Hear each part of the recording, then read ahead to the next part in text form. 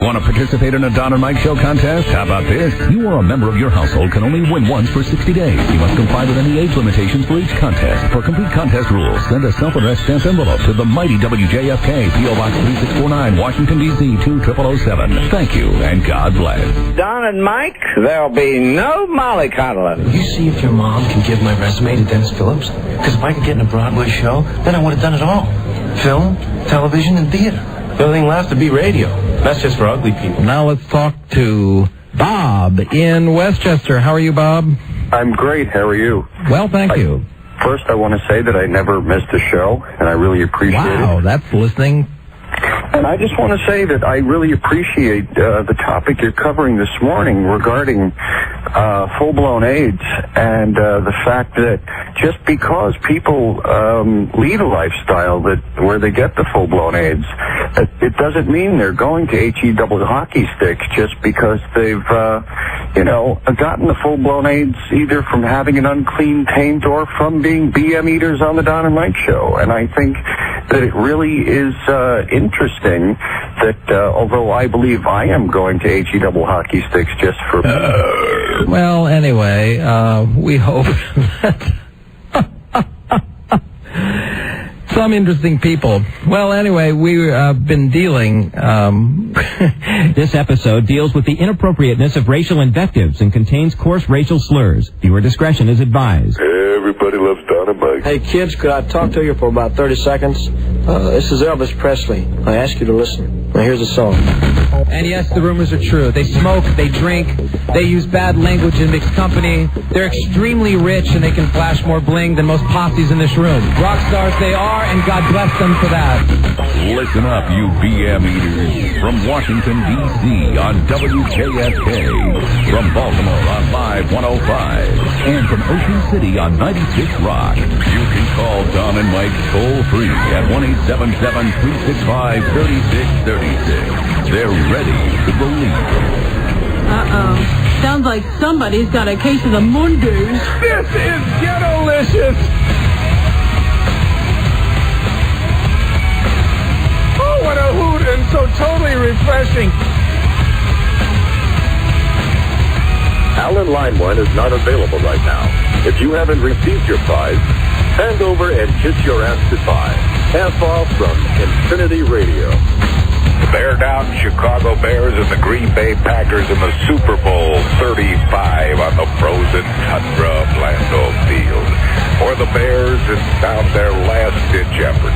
4th down and goal. They're at the 8-yard line. The handoff to Buzz Burbank. Breaks the tackle at the line of scrimmage.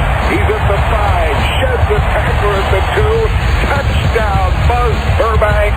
And the Bears have won the World Championship. Say, Whitey. Reparations Technical Institute. We offer a cornucopia of educational and business opportunities for brothers and sisters to pursue higher learning. Read from the brochure, brother. Brothers, join us at Reparations Technical Institute and learn hatred for the white devil in a relaxed campus atmosphere where classes range from hatred for the white devil to advanced hatred for the white devil and volleyball. Have you heard I'm doing my morning show at night? I must say, from where I sit, I am truly enjoying your colorful patois. Hey, thanks, Don and Mike. A stellar job today, I might add. Up to that point, Jerry had concealed his Percodan dependence. I walk out with Michael, and I collapse in the hallway, and blood came from every opening I had. Eyes, nose, ears, name it. Blood flow like a damn dike opened up. What had happened was that the Percodan was concealing the pain of a grapefruit ulcer. They had me in surgery like in 20 minutes. I was bleeding to death. Okay, hi, this is Dorm Radio, DORM, broadcasting live from the basement of the Science Building. Great. This is the other thing I wonder about. Pressure. Changes everything, pressure. Some people, you squeeze them, they float. Others fold. If you summon your talent at will, you deliver on a deadline. You'll sleep at night. When do we talk about money? Money. Yeah. That's the easy part. I know what boys like. I know what guys want. I know what boys like. Yeah. Boys like me. I tell you, I just cannot believe the things that come out of this lady's mouth. Whatever happens, you're safe, John. You could walk away with $7 million, maybe more. We're not talking just you money, John boy. We're talking everybody money.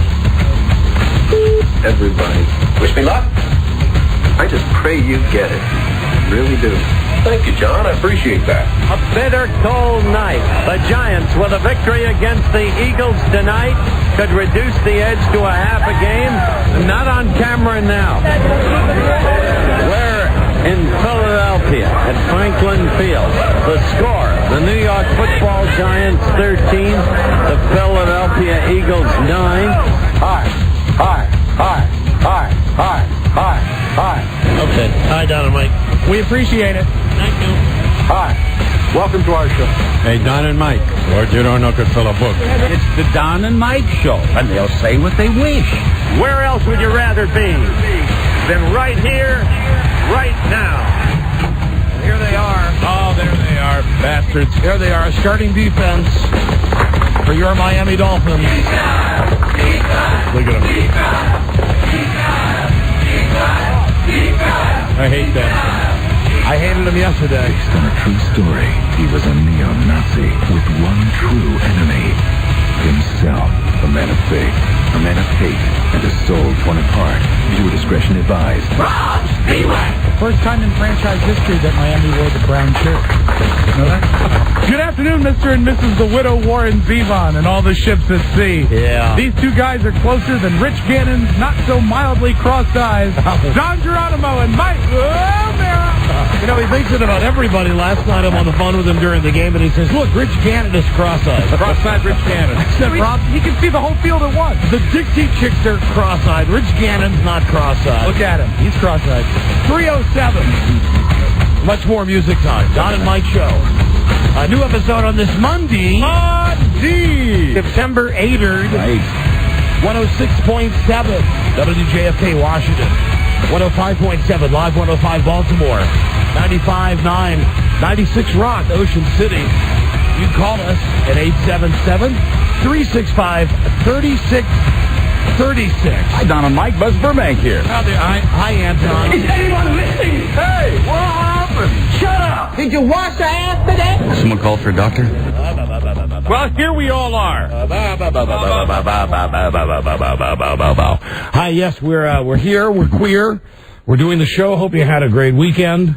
I had a good weekend. I know Mike had part of a good weekend based on his phone calls to me. And I chatted with Buzz. Yes. Chatted incredibly lengthy, drawn-out, sermon-like conversations with my buddy Rob. Ah, yes. Sermon-like. On everything. Well, because I find the need on a football Sunday to preach. Ah, I see. It's not Rob doing the sermonizing. It's me doing... Rob is simply the receptacle. Yes. And absorbent. And you absorb the knowledge. He's the receptacle, he's the sponge, and it's not so much knowledge that I throw Rob's way, it's anger. Sponge Rob. Anger and opinion. Anger, and it would go from everything from Rush Limbaugh being on TV to Brett Favre being retarded. So would it be safe to say that we simply did not get enough of each other during our truncated week because of the holiday? It must be. And we had to simply communicate, because it sounds like everybody communicated over the weekend. I have a theory on this. That when you're in a tight spot, you rally with your friends. And right now, I got news for you. This show is in a real tight spot. Yeah. Tighter than the spot between Britney Spears' legs. Wow. Right. Which I'm guessing is wider than I had originally thought it was. Oh, I would say so. Absolutely. Yeah. Okay, but then let's pick someone who tighter than the spot between the late Mother Teresa's legs. Because I'm guessing that that probably was like G.I. Joe down there. Well, yeah, of course. Mm-hmm. So because she was Mother Teresa, and she might be sainted. right? She might They're be. talking about her becoming a saint. That's right. Wash my feet. Wash my feet. Wash the toes. Any- Between the toes. Any tightness prediction on Brenda Vaccaro? Oh, she's loose. You think? That's like an airline hangar. It's like a gigantic rubber band. Okay. One of those. I mean, like big, like carrot top So novelty. you think we're in a tight spot now? Anyway. I think we're in a tight spot. I sure do. Again? I sure do. Well, I think it's the same tight spot we were in last week. All right. Yeah, it's the same stuff. Just nothing's changed, and I don't know if anything's going to change. It's like, If nothing changes, I'm going to be super pissed. well, see. Here's the thing. I think that they are counting on the fact that the longer that things go and don't change, that we're going to do something that makes things change. Oh. You got what I'm saying? Oh. That even though we're saying 106.7, 105.7, 95.9, we're giving the time. Like we're going to give them an excuse or something? Yeah, and the weather and stuff. We've still never talked about a lot of the behind-the-scenes stuff with our network, Westwood One. So just from my standpoint, that's what's going on. And I know that it's gotten to the point now on Friday when I left the station. Of course, as soon as I got in the car, the cell phone was ringing, and it was no longer acting general manager, who, of course, wanted to just make sure that my weekend was ruined by a phone call with him that I'm sure wasn't good news, because if it was good news, he would have left a message. And that's the great thing about a cell phone. A cell phone is even better than call waiting, because with call waiting... 1,000,000% better. With call waiting... it's a constant battle that you let somebody down and you tell somebody to F off, but you do it in this regard. Say I'm on the phone with Rob and Buzz calls, and I say to Rob, oh, I got to take this call. What I'm saying to Rob, in essence, is, well, I'm bored talking to you. I'd rather talk to Buzz.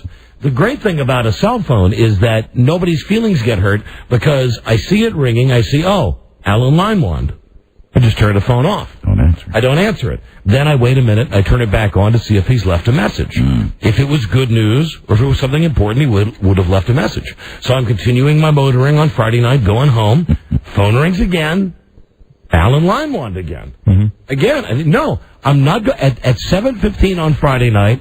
I'll be damned if I'm going to let him ruin my weekend. Right. Do you keep it with you when you're down at the beach, or do you lay it down a lot when you're at the beach? No, and we were at home all this week. We didn't go to the beach, and I'm just curious about what you're talking about now. I just want to, it's always about me. It's always about me. I don't turn it on.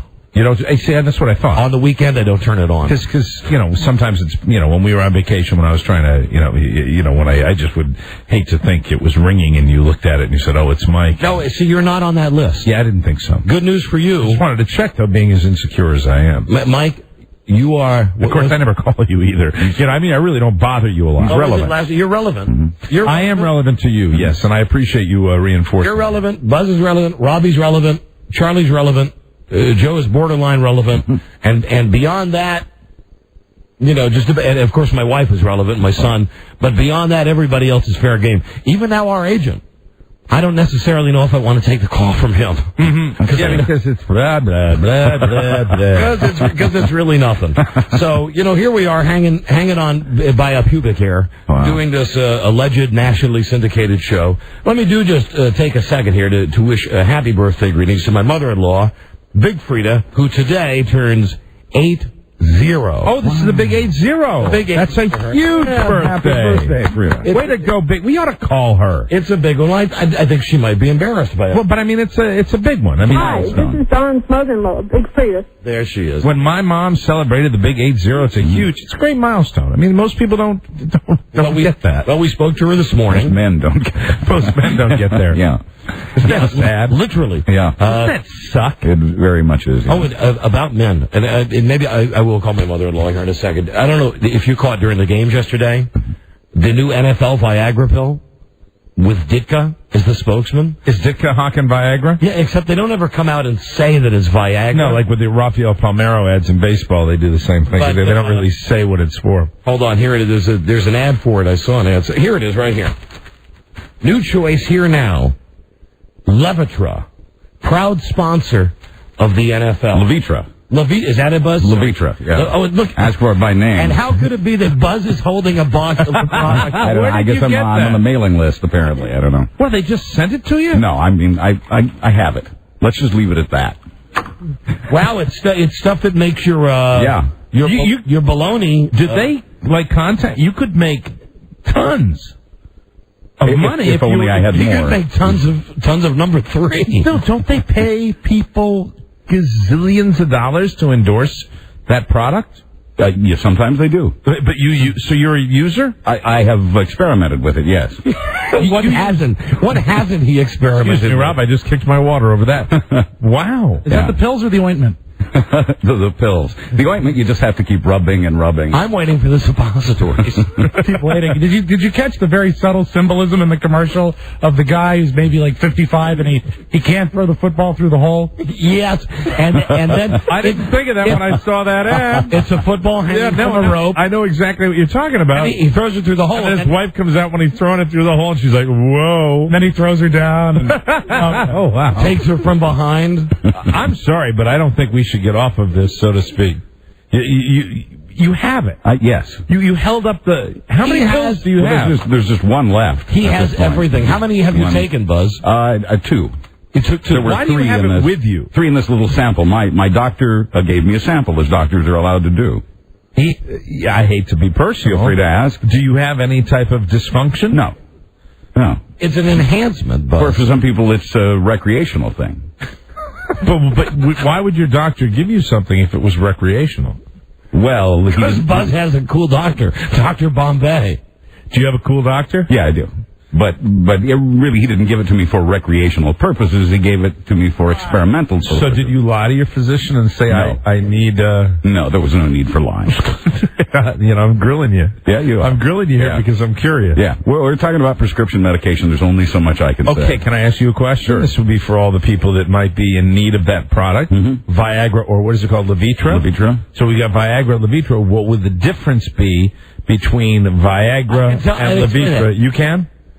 One of the products is endorsed by Ditka. Is there anything more than that? This one's supposed to last a little longer, 6 hours instead of 4. Like Ditka. But I don't find it to be as powerful. Everybody's different, but it can have that effect. Don't you think you shouldn't be experimenting with? Isn't that for people that can't Shouldn't get you wood? have told me this 30 years ago? You know him, he's Mr. Experiment. He's a science project over there. Anything that has to do with blood flow and your ticker scares me. Actually, they now believe this is good for your heart, unless you have a heart condition or there are contraindicated medications that you're taking. Not only blood flow to your heart, but blood flow to your wiener. Yes, that's what makes it work. Yeah, I know. That's what I was talking about. Right. When I was talking about blood flow, I understand the interstate of the body. It comes from the heart and then goes down to your wiener. I know. I know how the interstate works. Well, it relaxes all the blood vessels. Correct. Well, now listen, guys. Now I've got a reason to call my mother-in-law. Levitra. Yes. And I'm sure they... From the makers of Bayer asprin. Oh, really? Yes. Oh. And Bayer every day. Made popular by Mike Ditka. Who knew he had a soft D? I'm going to call my friend Ron. Hey, Ditka. My former neighbor. What's wrong with your D? Hey, Ditka. Of course, if he's hawking it. Mr. Softy. Not like it's anything special. This is Mike Ditka. I couldn't get one up. I couldn't rub one out on game day, even while looking at the photo of Ricky Williams in the wedding dress. But now with Levitra, look at that. Oh, well, no one is available to take your call. Hello? Leave a message. Are you there, Big Frida? Big Frida? It's me, your loving son-in-law, and everybody on the show calling to tell you happy 80th birthday. Hello, Big Frida. Hi. I'm sorry you're not there, and Buzz has sexual issues. I think you've known that. But we're finding out more about that. Anyway, happy birthday. Love you long time. Happy birthday, Big Frida. Bye-bye. Bye-bye. Are we clear? We're clear, and we're out. Now back to the previous subject. Didn't Mike Ditka, isn't he a famous heart attack sufferer? Yes, he is. So is this better for the ticker? And actually, all of them, because they all increase circulation, can be good for the heart, depending on the patient and what medications they're taking. What about what's on the heart? Or, excuse me, the heart on? Supposed to be good for that, but again, everybody's different. Gotcha. Can I ask one more question, Don? Sure, Mike. I'm sorry. I know I'm monopolizing the opening of the show, but That's all right. I'm so curious. Just take a second. It's my boyish curiosity. I know, but ask personal questions. If you want to know about the product, call a doctor. I mean, if you want to ask I him... don't want to know, but I don't need anything in that area. Well, then... I got one right now. I had one when I came into the studio and I saw your shirt. I like it a lot, and it makes me... Now, it makes me why is crazy. Why is it if we have a hot girl in here and I say to Rob, hey, take a look at this, you get grossed out? I do not have one, and I didn't get one from looking at your shirt, and you know that. Liar! It's a beautiful shirt. Liar! The difference is when you say that to Rob, you really do have one, don't you? Yes. There it is. That's it. The question I would have, does it really, make it better when you take that stuff? Yeah. Like to the point where you'd get addicted, you wouldn't want to have sex without it? No, I don't think so. I mean, I've never taken enough of it to know and I've never heard about anybody getting enough of it. I think you're supposed to take one pill. Yeah, you want to eat them like M&M's before you're going to... One or two, depending on the person, yeah. I'm going to catch him in the hallway. Mike did guy, I take 15. I'm filled with curiosity. With my coffee in the morning. Because, I mean, if it's like a... Like it's like if it's like a aphrodisiac. But listen, no offense to Buzz and to the other men who have penile problems. I think you should count yourself among the lucky if you don't have to take a pill 4 times a day if I have to. You're even luckier if you don't have to take the pill and you take one anyway. Okay, well, why? If you can do it naturally, why do you need to enhance it with... Because, I'll speak for Buzz, maybe it's just not what it used to be. Which is stronger, steel or titanium? Oh, yeah, right. This is like hooking a nitrous system up to Buzz's car. Sure, the car runs fine, but you put a little nitrous in there. Sure. Like the Dukes of Hazzard. Yeah, exactly. He's just trying to make this car go faster. But here's the thing. Get a few more years out of that car. And who am I to brag? Right. But I am. I think I already got the Batmobile between my legs. Well, God bless you. I mean, that's good. I mean, I've already got, atomic batteries to power, power to speed, fire coming out of the back. I come out of the Bat Cave and I'm ready. And I would say to you, in that case, and I'm the same way, I wouldn't want to... Don't mess with I mean, like down the road, they come out and they go, for those men that might have been taking Viagra during the early 2001 and 2002, it seems now that an appendage can grow out of the top of your forehead, a horn. That's where I'm lucky. I'll be dead by then. All right. You'll be okay. Buzz will be okay. Listen, I'll say this in Buzz's... But I am also curious. In Buzz's corner, let me just say... I mean, if it made it better... In the 20-plus years I've known him, he tries everything. He does. He tries everything. He's experimental that way. This is part of his history. Look, all right. It's documented. If you take the pill, does it make it better? I think so, yes. All right, that's an honest answer. Again, depending on the person, how much you've had to eat. Have you ground up the pills and given them to your wife? No. Okay, intensity of number 3 better? Doesn't seem to work on women. Yeah, it can be because you would tend to go longer. Okay. For me, you know what that is right there? Yeah, right there. Thank you. I'm with. Drawback. I side with you. Drawback. Make you go longer. It's one of the great things about being a guy. And going longer means you're not getting. You're not. Thank you. But you get a bigger one when you get it. Yeah, but if you have to work harder to get it, I don't want that. Oh, it doesn't work though. Now here you go. Here's me getting ready to have sex with my wife. Atomic batteries to power. Turbines to speed. Roger. Ready to move out. Right here, and then... That's it. Done. Done. No bat pills needed. It's a pretty interesting discussion for the opening. It's a hell of an opening for a Monday. I think so. It's a damn fine program so far. 324. Don and Mike Show. On 106.7 Washington, 105.7 Baltimore. So we're in agreement we're not going to mess with that stuff. 95.9 Ocean City. Oh, the pills? For your D&B? Yeah. Till it's not till I got to. Yeah, not till it's absolutely necessary. If I got loaded, can you take it when you drink? Yeah. I might pop one if I was drunk. I'll tell you one today, and here's a reason that I know I don't need it. I'm possibly the only male that's watching the debut of the L&D Genitals daytime talk show. You know, I would, if I had known it was on today, that it started today, I would watch it because I think she is a very funny lady. I agree. So I'm watching, you know, I'm waiting for the press conferences to come on ESPN on Monday when they trot the coaches out, and I love watching the coaches who have lost, who just say the same crap, and I'm watching it, and Jennifer Aniston is the first guest. Oh, good. That's a good pull for your first guest, and she's sitting down, and she's wearing a tank top, and and I'm sitting there watching this, and I realize it's happening. It's happening in my pants. Just with Jennifer Aniston fully clothed? Because I was not listening to what Ellen DeGenitals was saying. I certainly wasn't listening to what dumb Jennifer Aniston was saying. I was just staring at her chest. And then I would go from her chest to her pretty face and back down to her big chest and back to her pretty face. Was she wearing a bra? Yeah, but it didn't do any good. She violates the bra rules. Yeah, and Ellen asked... Bust right through a bra. Ellen asked her at one point, "Are you cold?" Did she? No, she did not. She did. I swear to God, she did. And Jennifer Aniston said, "No, I'm hot. I'm real hot." And I'm sitting there going, "You're looking down at my gym shorts. You're goddamn right, honey. You are hot as can be." How did Ellen look? Ellen, like Ellen. Hello, hotline. Sugar Bear, Darling.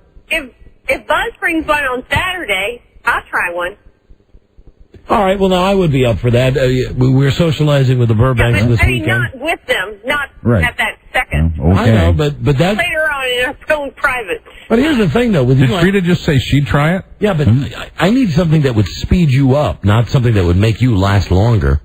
Because you're already... That might actually, with women... It might work. If that intensifies in the female world, if it makes it more intensive, that does speed you up. Yes, it would have a different effect on females. The jury's still out on whether it helps women, but it does increase blood circulation, so theoretically, I guess it could help some women. All right, Buzz, I tell you what, Saturday night we're going out with the wives. All right. You don't use that pill. No. Save that pill. I mean, if you have a spare. We'll grind it up. Don't bogart that. We'll put it in my wife's wine. Would you take... I could actually swallow it for real. Would you take one as just an experiment? No.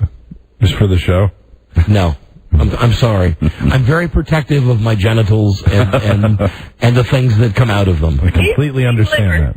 He's a clean liver. He won't take anything foreign in his body. Well, now listen, I've broken every rule God knows in my life, with the exception of that. Mm-hmm. Now, if somehow, you know... It happened to get in, find its way into your drink, and then somebody told you at the end of dinner... Then I guarantee I wouldn't be able to get it up.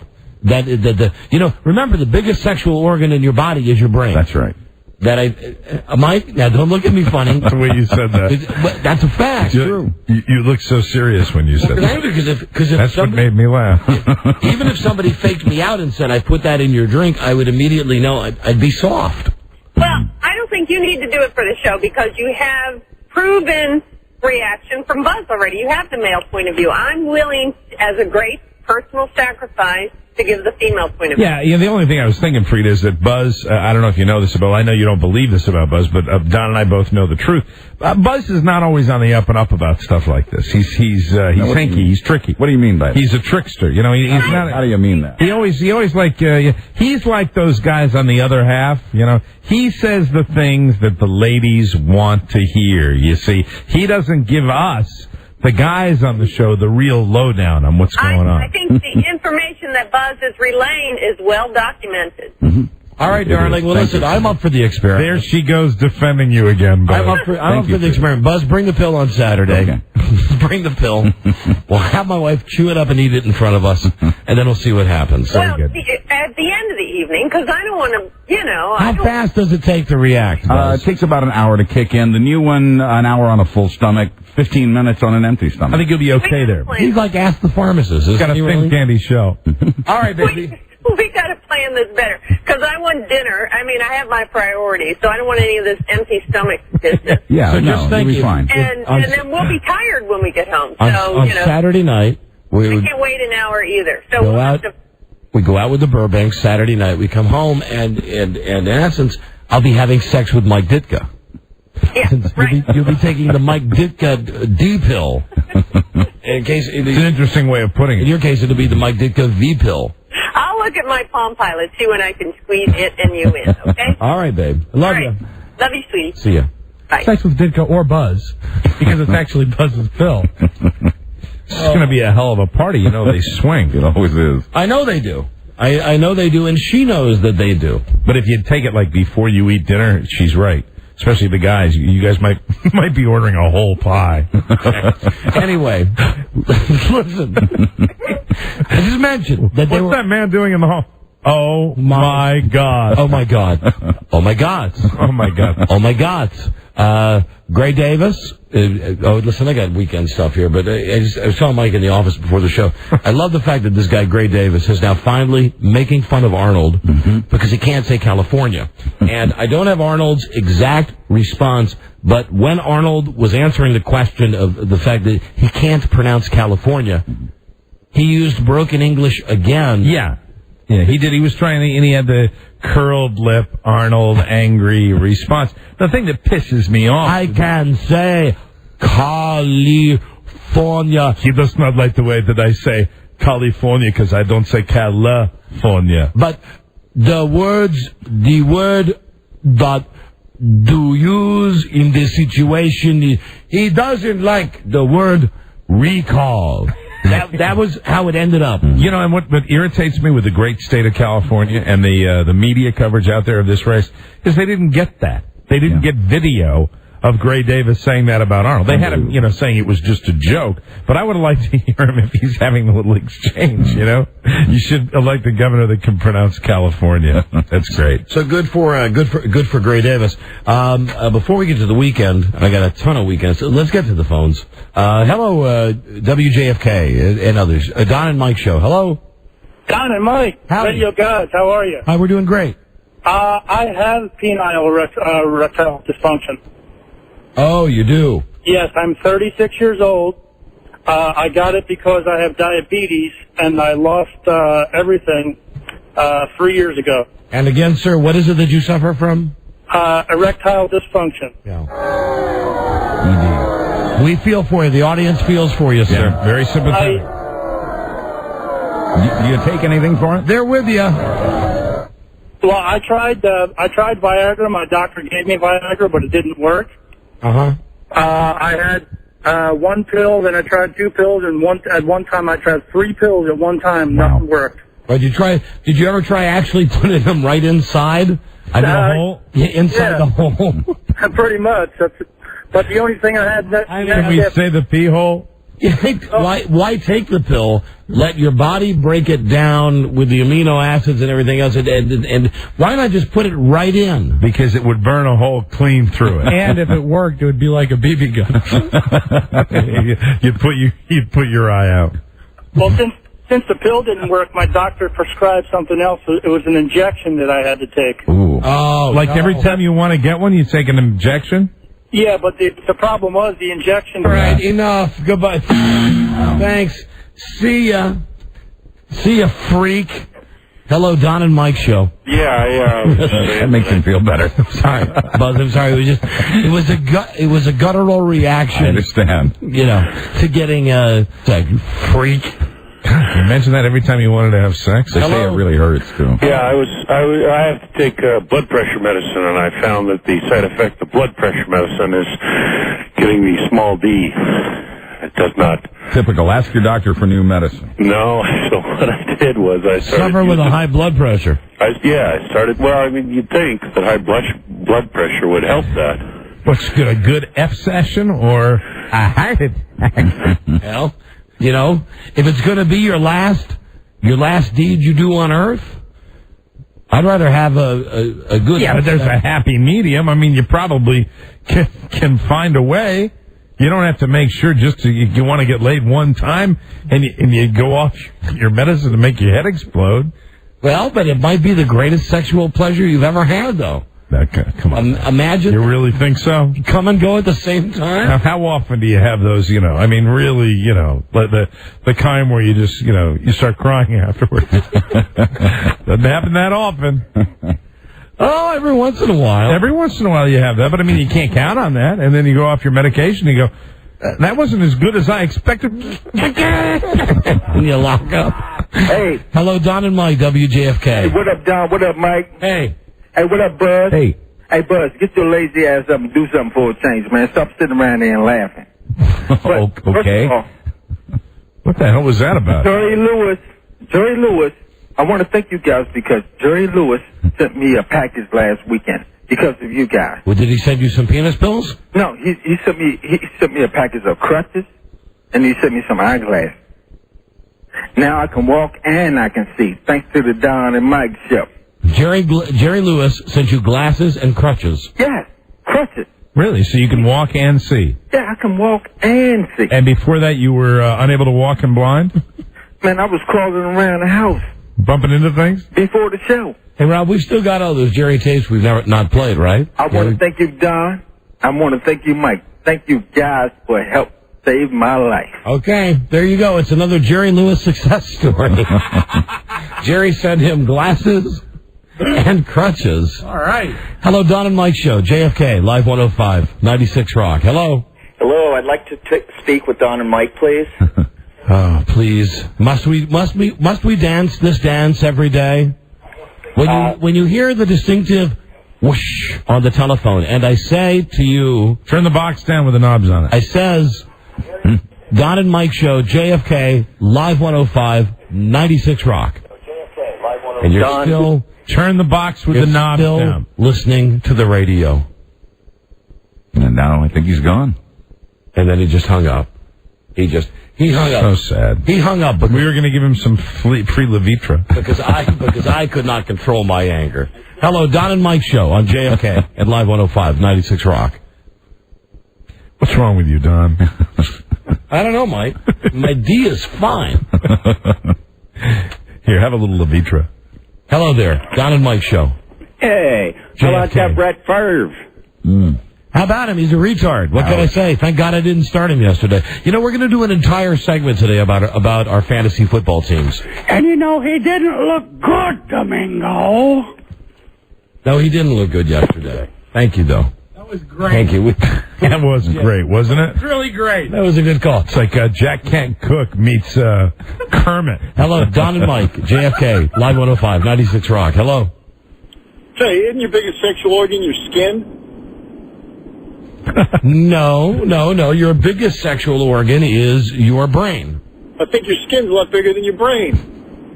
Do you have sex with your elbow? I mean, well, I guess you could have sex with your elbow. You can have sex with Ask any Bud. part of your body. How smart is your skin, though? My skin is my skin is brilliant. I riddle you that. By biggest, Don meant most important. Well, most important is one thing. Let's be a little clear here. All right, let's be a little clear about your brain size. The fact that you didn't understand when I said the brain is your biggest sexual organ. I understood it. You weren't clear. You get the impression that his biggest sexual organ might be his hand. His brain has the skin on it. Big hands. Anything else? Hey, you know, I had newfound respect for him at the end there. And there he goes. When you're in doubt, he didn't just hang up, he burped. And he's gone. Hello, Don and Mike Show, JFK, Live 105, 96 Rock. Hello. Hey, what's going on, guys? Hey, buddy. I want to know, how come I got hung up on by your screener every time I said I was from Toronto? I don't know. I don't know if it's a problem with the telephone. You know, we had a problem on Friday with the show with some of the lines working, some of the lines not working. What can we do for you? Well, I want to know, you guys see the Joe Schmo show last night? Now, see, that's probably why the guy hung up on you. It probably wasn't the fact you're from Toronto. It was probably the fact that you were mentioning the Joe Schmo show. Hello, Don and Mike. Hey, baby, can I get some birthday spankings? How old are ye? 30. 30? 30. Are you a smoker? No. Who's the celeb you most resemble? The Doritos girl. No. You got to be more current than the Doritos girl. I remember the Doritos girl. Come on. Someone from today's hot modern pop culture. Oh, and hold on. Boy, do I have an issue with USA Today. Was it just last week that I was mocked on this show for Bennifer J. Fleck? Mm-hmm. But we all decided that Bennifer was good? Yes. Look right here in USA Today.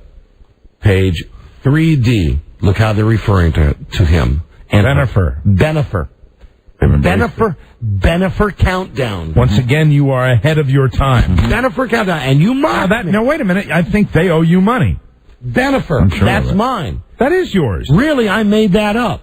That is your intellectual property. Benifer, that's mine. Now, J-Fleck was tossed around by the guys, and we ended up coming up with... I don't remember. J-Fleck, I thought is what we ended up on. Or I had... the original was Benifer... Jaflack. Yeah. Right, Jaflack, and you guys made it Benifer J-Fleck. Right. Benifer Jaflack. But anyway, Benifer, that's mine. USA Today, and there they go. Well, you know, they listen. They're right down the street. That's right. That's mine. Anyway, honey, you got to tell us who you look like. Angelina Jolie. You've got big, beautiful breasts. Of course. 34D. 34D. Well, all right, I'll smack you around a little bit. It's been a long time. You don't believe her, Rob? Rob doesn't believe you. And he thinks she's cross-eyed. And, you know, the thing is, I'm not getting wood now talking to you. So I got the feeling maybe you're not as beautiful as you're saying. Maybe I'll have to take a pill in order to get worked up to spank you. Would you like this Levitra? Have you ever taken Levitra, ma'am? No. Never had that problem. Not if you look like Angelina Jolie. Are you in a relationship now? No. Are you on something like Match.com or I'mDesperate.com? No. What happened? Why did he leave you? Career person. Rob. Career person. So he left you for his career. And what? He's stripping. Pardon me? What? He did not like me stripping. Oh, you're a stripper. Yes. Now, why didn't you just... Well, hello! Why did... La, la, la, la. Why didn't you just say that from the beginning? Welcome. You're a stripper. Well, good for you. Right. We love strippers. Can I get a threesome? Pull down your pants. Can I get Buzz and Mike and Don? You want all three of us to spank you? Yeah, so every you want 10 apiece? 10 whacks each? Yeah. Do you want to bring Levitra in on this? You know, he has gotten the show kind of jump-started with that Levitra thing. He's got me all excited. Normally, Don and I are the, we spank. Yeah, it's usually them. I don't know. It's our thing. Yeah, it'll spoil it for Don, I think. Go ahead, Buzz. You can take mine. You can take mine. Really? Well, no, wait a minute. Now you're not just going to quit. Yes, you're going to give him 15 and not play at all? Yeah. You're not even going to bring out your frying pan? Well, I got it. I tell you what, maybe once I'll just smack her after you guys are done. Please. I'll give her one in the head. All right. I'll give her one in the arm, one in the leg. Very good. Just because I got it here. What are you going to use, Buzz? Oh, I thought I'd use my hand. I know, I use my hand, Buzz. I see. Use your D, Buzz. Perhaps I'll... See, Mike, now, don't you want to drop out, too? She doesn't. Yeah, I'm out now. She doesn't want any part of you or I. No, she doesn't. Yeah, use your D, Buzz. She wants you. You give her all 30 with your D. Go ahead, Buzz. Pull out your D. All right, Buzz is going to spank you with his D. With his medically enhanced D. Go ahead. Hit her with your $6 million D, Buzz. Okay. Here we go, ma'am. You ready? Yes. Okay. 1, 2, 3, 4, more. 5, harder. 6. Hello? 7, 8, yes. 9, yes. 10, 11, 12, 13, 14, 15, 16, 17, 18, 19, 20, 21, 22, 23, 24, 25, 26, 27, 28, 29, and 30. Here you go. Happy birthday, honey. I may cry. Happy birthday. Thank you. Here's one more. There you go. Happy birthday. Oh, you missed Rob was going to have a message for you. Hang I think he still has it. Hang up. Rob, the message? What's that? What's the message for that lady? Oh, whore! Whore, right. All right, listen, we're currently contestless, but we do have stuff to give away, so let's start today with a call 100 at 877-365-3636. Good. From WJFK, from Live 105, from 96 Rock. Don and Mike on JFK. 344 will be right back. WJFK. Hey, Mike. Yes. It is really great doing these singular commercials. Don? Mike? My favorite part is when you tell the people to call 1-866-SINGULAR. Not me, Mike. My fave... Excuse me, I'll take that again. Not me, Mike. Right. My favorite part is when you talk about great calling plans like Family Talk. You are right, Don. Family Talk allows you to add a line to your existing calling plan for just $9.99 per line per month. Your entire family can share one pool of minutes, one bill, and one easy plan. You see, what we're doing is reading this in the same style that President Bush read his address to the nation last night. Keep connected. Keep it simple. Switch to Singular. Call my friends at Singular at 1-866-SINGULAR. Log on to Singular.com or visit any Singular wireless store in your area. You want to take the last line of that part? Yes, 1-866-SINGULAR. Make sure to tell them Don and Mike sent you. Good job, Don. Great job, Mike. We're at the wrong one.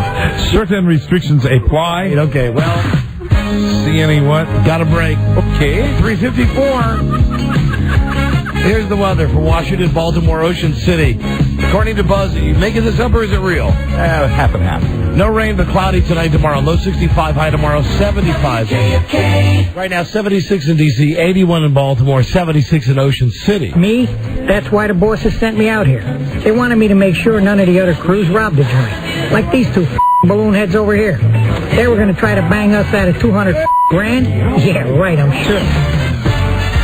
WJFK. Yeah, sing our name. The Don and Mike Show. Everybody was kung fu fighting. Always the exception to every rule ever made. Don Geronimo and Mike O'Mara. And let's get a call 100. 354. WJFK, etc. Live 105 and 96 Rock. Good. Call number 100. This is good call. This is good. What is that? This is good call. Good smoke. Good. This is good smoke. Hello there, Don and Mike Show on WJFK. Hello. I am caller 100. Yes, darling. And what's your name? Any idea? Martha. Hi, Martha. Where are you from? Maryland. All right, Martha. Here you go. You've got a $25 gift certificate to Applebee's. Try Applebee's never-ending basket of slow-smoked ribs smothered in sweet and tangy barbecue sauce. Now, I urge one of you listeners that wins this prize to eat that. And if not, yeah, Mike, eat it. Go ahead, eat it. Eat it good. But not only that, but really, take them up on this challenge. Never-ending basket? Really?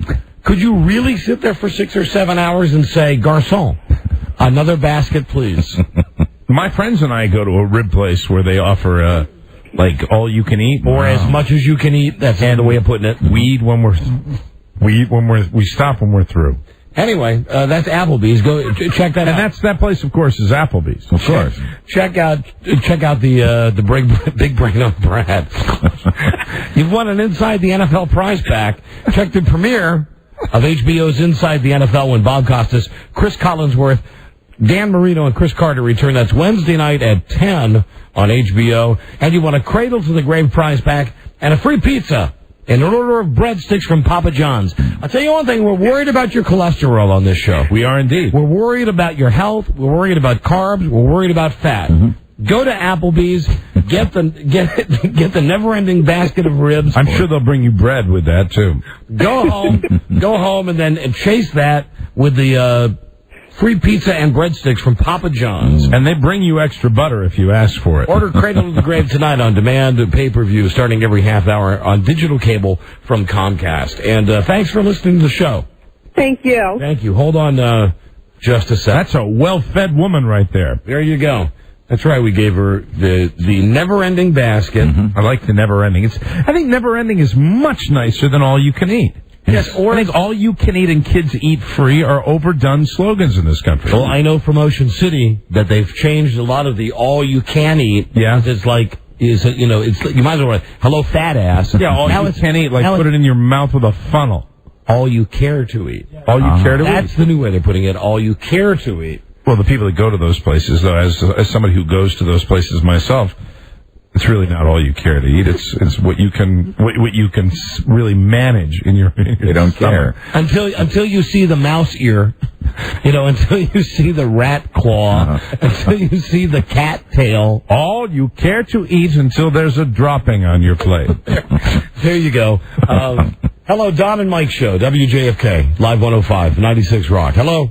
Hi, where can I get a list of places Mike plays in his band? That's easy. We can put it on our. We'll give you that. Why don't you put that on WJFK.com? Thank you. Okay. Why don't you do that? Sure. Oh, that's a great segue into the weekend stuff here. Uh-huh. Mike, was that your lead singer? Was she looking for a list of some kind? Tell Lisa, put it on the website. On WJFK.com. Okay. I just don't know whether our website is... What? Our website is really effed up. All right, here's the deal. I'll explain to you what's going on with this. Raymond runs the website. Oh, you mean the website for your band, Raymond Diaz? You're saying put a link up, right? Yeah, WJFK.com, or even forget that. Just put the dates up on the Don and Mike page on WJFK.com. That's what I'll do. So, our website, WJFK.com, you might remember like a year ago, we did this thing called American Idiot. Yes. Where we had people doing karaoke, and then you got to go to the internet and vote for the person that you liked or disliked the most. And as it turns out, the deal is supposed to be that when you go to this website, because the website is made by some big famous computer guy, that you can only vote once. And that if you go back, that the computer will realize it's your computer and it's your cookies, and the computer won't let you vote more than one time. Right. Cookies. Well, and now on Friday's episode, we announced that our teams were up on WJFK.com for our fantasy football. Right. And Buzz said that he had been to the website, and the poll question was, who has the best team? Right. And Buzz was ahead, like 23%.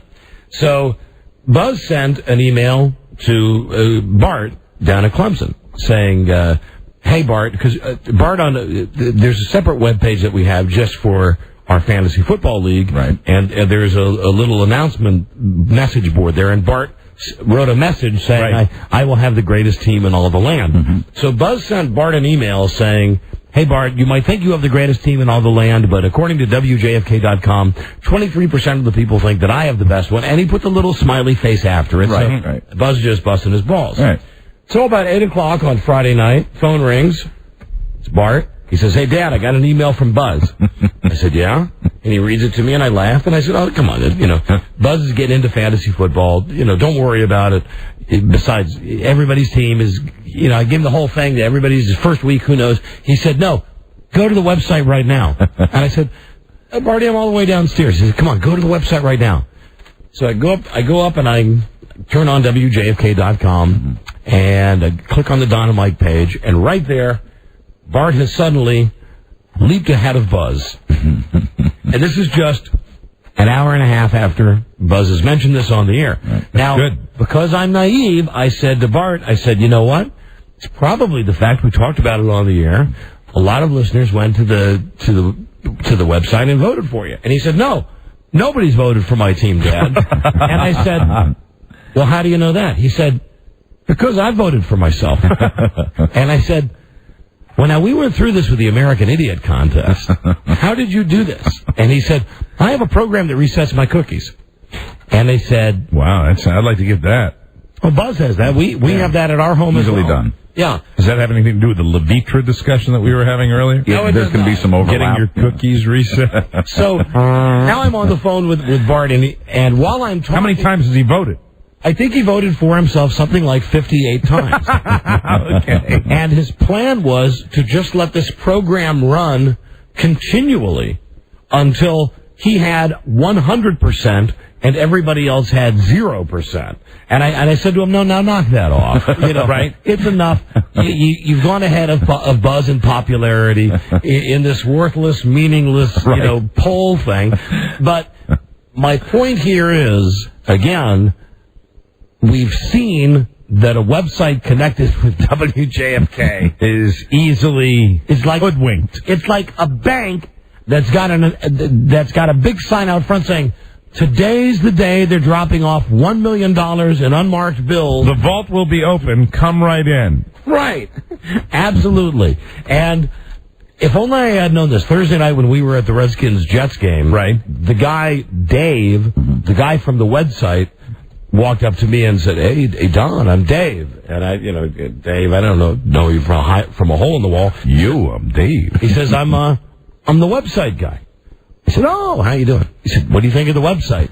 I said, WJFK, it looks good. Tight as Tupperware. Looks good. He said, we're going to put your fantasy stuff up there. I said, well, great. The whole time thinking, I'm not going to mention the fact that the one time we tried to do a contest on the internet, it was just massacred. that we had to cancel it because everybody figured out, like my kid, a way to get around. I mean, it's immediate. Now, is your son just an average kid who just happens to be computer savvy, or is he a sophisticated hacker? No, they're all computer savvy.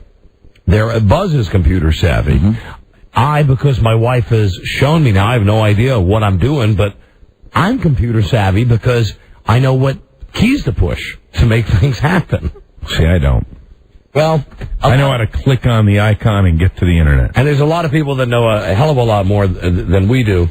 So anyway, my question was based on the fact that it wasn't anything very sophisticated. No, that got him to break in. To rob this bank, he rode his two-wheeler. Okay, he didn't have to drive a car. He didn't have to put a mask on. He didn't have to go in with a gun. He didn't have to have a note for the teller. The bank was wide open and there were no security guards. Right, he just rode up on his bicycle to the bank, walked in, took the money out, and then left. Is it easy to fix this problem? I would think so. But I'm not going to waste valuable time talking about it because it's just a poll question. Right. And it's just... Were the security guards off eating a tuna fish sandwich? Do you smell that too? Jesus Christ. Well, Rob, that is some pungent fish. That is seriously rancid tuna. That's not rancid. Tuna smells like that. No, but it's bordering on that bad. It smells like it's been in a can for a long time. It was simply uncanned at about 1 o'clock. Really? In the fridge. Yeah. Uncanned. You check the date on it? I don't feel so good. Is the room spinning? I've got to get back to my lunch. Oh, and you know who's in a can right now? Or maybe he's not in the can yet, is Warren Zevon. Oh, yeah. Warren Zevon. No, they're not going to bury him in a can. They'll bury him in a box. You never know. He's kind of an avant-garde guy. Maybe he wants to be buried in a can. So I find out this information. And actually, Rob, when I thought about it, you weren't the first to tell me. Oh, okay. On Saturday, my wife and I... Well, I'll get into the weekend stuff now. My wife and I were out running errands. I'll tell you about that in a second. One of the errands we were running was to go to the grocery store, blah, blah, blah, Home Depot, blah, blah, blah. And I wanted to go to GNC to get some of my EAS shakes because it's one of the first 7 days of the month when you can use the highly overrated Kiss My Ass Gold card. Now, I got immense satisfaction out of walking into the Reston, Virginia GNC, the one I have railed on time and time again over the last couple of years, and is specifically old man Alzheimer who's behind the counter, the guy who won't let it go. As soon as you walk in the door and you hear that beep that lets him know that you're there, even though he's all the way over at the counter, he starts right with the, I wouldn't be on that side of the store. How can I help you? And I say, no need. I know exactly what I want. And as I walk by him and I go to where these shakes are, these protein shakes, he spots that it's me, right? And he says, you're the radio fella. And I said, yeah. Are you thinking right away fist fight? Well, I'm thinking there's going to be a confrontation. Because he says, you're the radio fella. And I said, yes, I am. And I put this, they don't just sell these shakes. They come in these little packages, but they box them in these huge, gigantic friggin' boxes. Like as big as Warren Zevon's casket is this thing that I'm carrying up to the counter. There's 42 protein shakes in it, and they're powder. You add water and bananas and junk. That's a lot of fluid in there. So, but no, there is no fluid. Powder. It's all powder. So my point is that the packaging sucks because you could get all 42 of these little powdered packages into a much smaller box, but for whatever reason, they put them in a jumbo deluxe box. So when you open it, there's just like a lot of air, a lot of empty cardboard? No, when you open it, because there are 42 pouches that have the powder drink inside of them. So it's just ridiculous packaging. Poor use of space. Bad packaging. So I plopped this thing down on the counter, and because now he knows I'm the radio guy, and I'm guessing that because he knows I'm the radio guy, he knows that I'm the guy that said he's pushy and he's a dick. And he says, I give him the gold card, and he says, only good for 7 days of the month. And I check, and I go, September 6th. Lay it on me. So he does the thing, and he says, would there be anything else? And I said, no, there wouldn't. and as he's ringing me up, he's not saying anything. Then at the very end, he gave me the thing to sign with my credit card. And he said, you heard about Warren, right? And I'm thinking, Warren Sapp? Right? I don't know who he's talking about. I go, no. He says, Warren Zevon. Yeah. Passed away. They're keeping it quiet. I said, oh, that's too bad. He liked our products. Is that what he said? Yeah. I said, he liked our products. And then...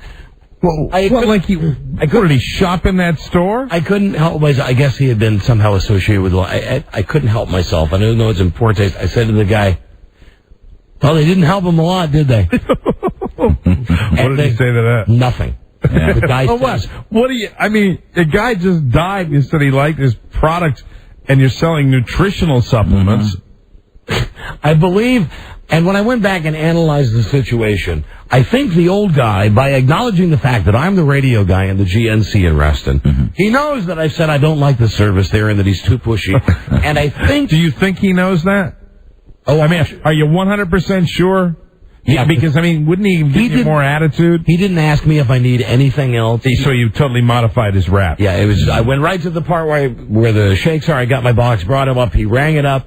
The gold card. I think it was his way of making nice, like, did you hear about Warren? Yeah. Right. Because I'm a radio guy, so I must know about Warren Zevon. Well, and he didn't know this, but you're a fan. Yeah, I'm a fan of Warren Zevon. I'm not a crazy fan, but I'm a fan of his.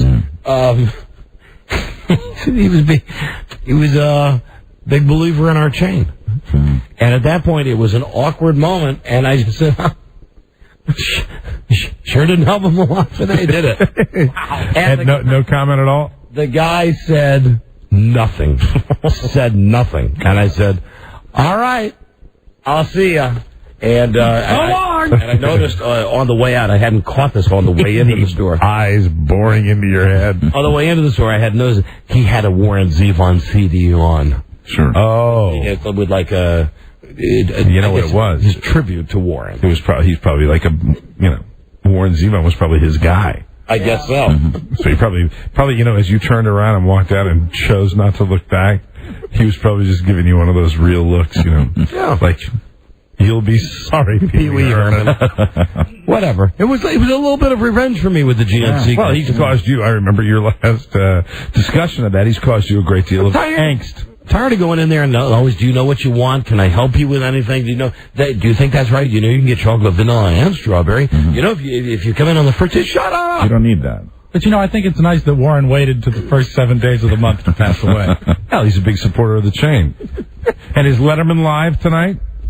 Yeah, so he'll be crying about it. Yeah, he's a big, buddy. They were one of his few friends, actually. Yeah, really, absolutely. And he was probably the last appearance on network television was probably on Letterman's show. No, he had a VH1 special. He did. That ran a couple of weeks ago. That showed. Does VH1 count as a network? No, because it's owned by this company. Thank you. No, you're right. It doesn't. So technically, I'm correct. Yeah. They had a thing following. Thank you, Rob. Following him around where he was sick. And did you know that Letterman sang background vocals on a Warren Zevon album? Really, Excitable Boy? I didn't know that. I don't know which one it is, but if you go to my favorite, incidentally, if you're counting Warren Zevon songs, that's my favorite. Excitable Boy. It would be the only one I own. Excitable Boy. It's a great song. And he rubbed the pot roast all over his chest. Excitable Boy, they all said. It's the best song about like a serial killer that I've ever heard. Great lyrics. So then we're in Best Buy, and I want to buy this CD by Fountains of Wayne. Mm-hmm. It's a group that I dig. And I can't find it anywhere. I've looked under F.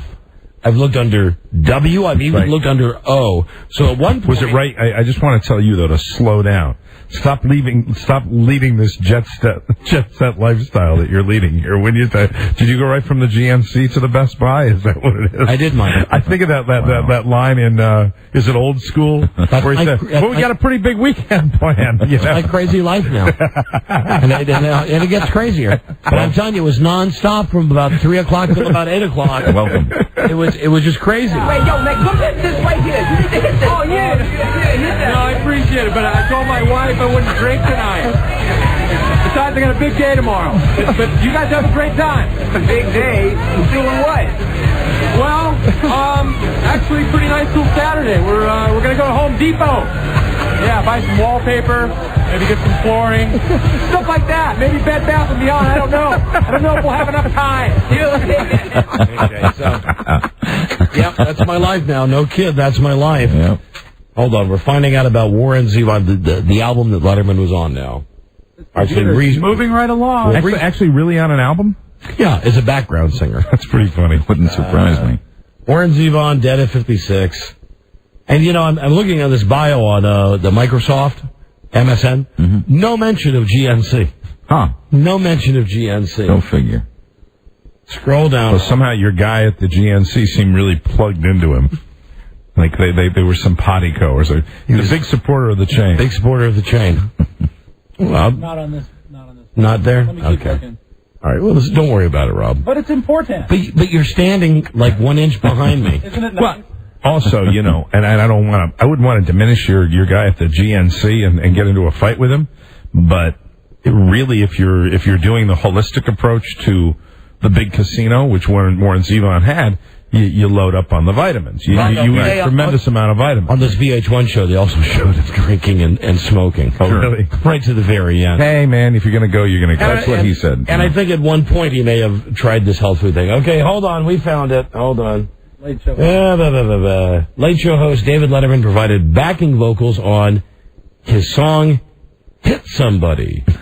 Warren Zevon's 2001 elegy to a professional hockey goon who longs to be a goal-scoring hero. Okay, that's good. I'd like to get that one. So we leave the excitement of GNC to go to the excitement of Best Buy. And I can't find this Fountains of Wayne CD that I'm looking for. And like I said, I've gone to F, I've gone to W, I've gone to O, I can't find it. So they've got a computer set up there where you type in, you know, what you want and it tells you where it is.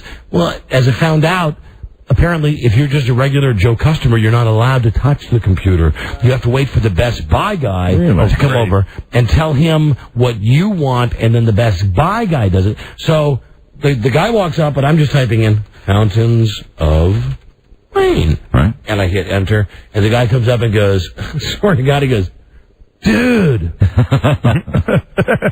you totally can't be on that computer, dude. I said, whoa, listen, I'm sorry, I'm just looking for a CD. And he looks at the screen and he goes, oh, Fountains of Wayne. Yeah, we got it, Mom. I said, well, I looked under F and W. He said, oh, come here, Mom. And he brings me over to the corner, and it's all the way down on the very bottom by Wayne, Robbie, you remember this guy named, some oldies guy, Wayne Fontana? Sure, in the Mind Bending. Wayne Fontana and the Mind Bending. It's near the oldies section. But he was really concerned you were using his computer. But then once he found out that I wanted this Fountains of Wayne CD, he said, that is an awesome CD. Have you heard the song, I Want to F Susie's Mom? And I said, yeah, I've heard it. It's a good song. It's really good. And then, like, he was walking back with me. That's a really good choice. And then as we parted company, I said, well, thanks for your help. But dude, You just can't touch the computers. Yeah, all right. Wow. Okay, Wayne. All right, best guy. Yeah, right, Wayne Campbell. Helping me out. We also, this is pathetic. My weekend is pathetic. We also loaded up stuff to Goodwill and drove to a Goodwill self-serve drop-off point. Well, it's nice. It's nice that you do that, though. Which involved us driving to some location where there was just a big semi-truck. It said, self-drop-off. And I said to Frida, well, even if what we're dropping off here to us is junk, I'm just not going to put the stuff in the back of the truck and just leave it. Well, as it turns out, there was some slacker. Right. There was some guy that was there in his car just smoking coffee and drinking or drinking cigarettes and smoking coffee. They turned me away. Hold on. Smoking cigarettes and drinking coffee. They turned me away at Goodwill a couple of weekends ago when I was dropping off some stuff. Why? I dropped off some beer that was past the born on date. And I thought you could still drink it. No.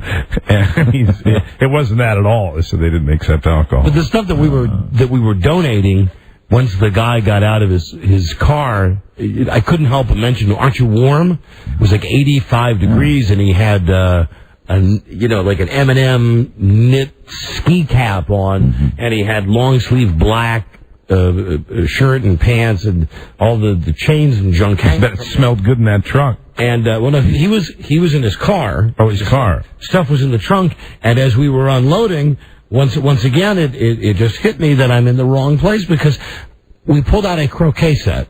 Now, I don't know why we ever got a croquet set. I don't know. I don't ever remember playing it. Well, I know it'll mean a lot to people that are down on their luck, though. In the history of my life. And this is, Mike, okay, this is exactly what I mentioned to my wife. Right. As we were getting these boxes out of the car. I kind of have to have a lawn for that. I said to her, what is Goodwill going to do with a croquet set? Well, here we go. We got something for you. We understand you're having trouble paying your rent and feeding your family, but how about a little croquet? A croquet set, but we gave them the croquet set. You could probably use the mallets. And as we were loading them into this truck, the guy turned to me and said, and I was blinded by the incredible outbreak of acne on his face. He said, very similar to the Best Buy guy, what is that? And I said, that, my good man, is croquet. A fully functional croquet set. So he said, how do you play? And I said, I'll show you. So I reach back in the truck and take it out. Now keep in mind, while this is going on, my wife is still loading and unloading the boxes from our car. And I say to the guy, now, you've got these little metal gates, but we're here in a parking lot, so you can't, you don't just push them down on the ground. So here's what I want you to do. Just get down on one knee and hold that little gate with your left hand.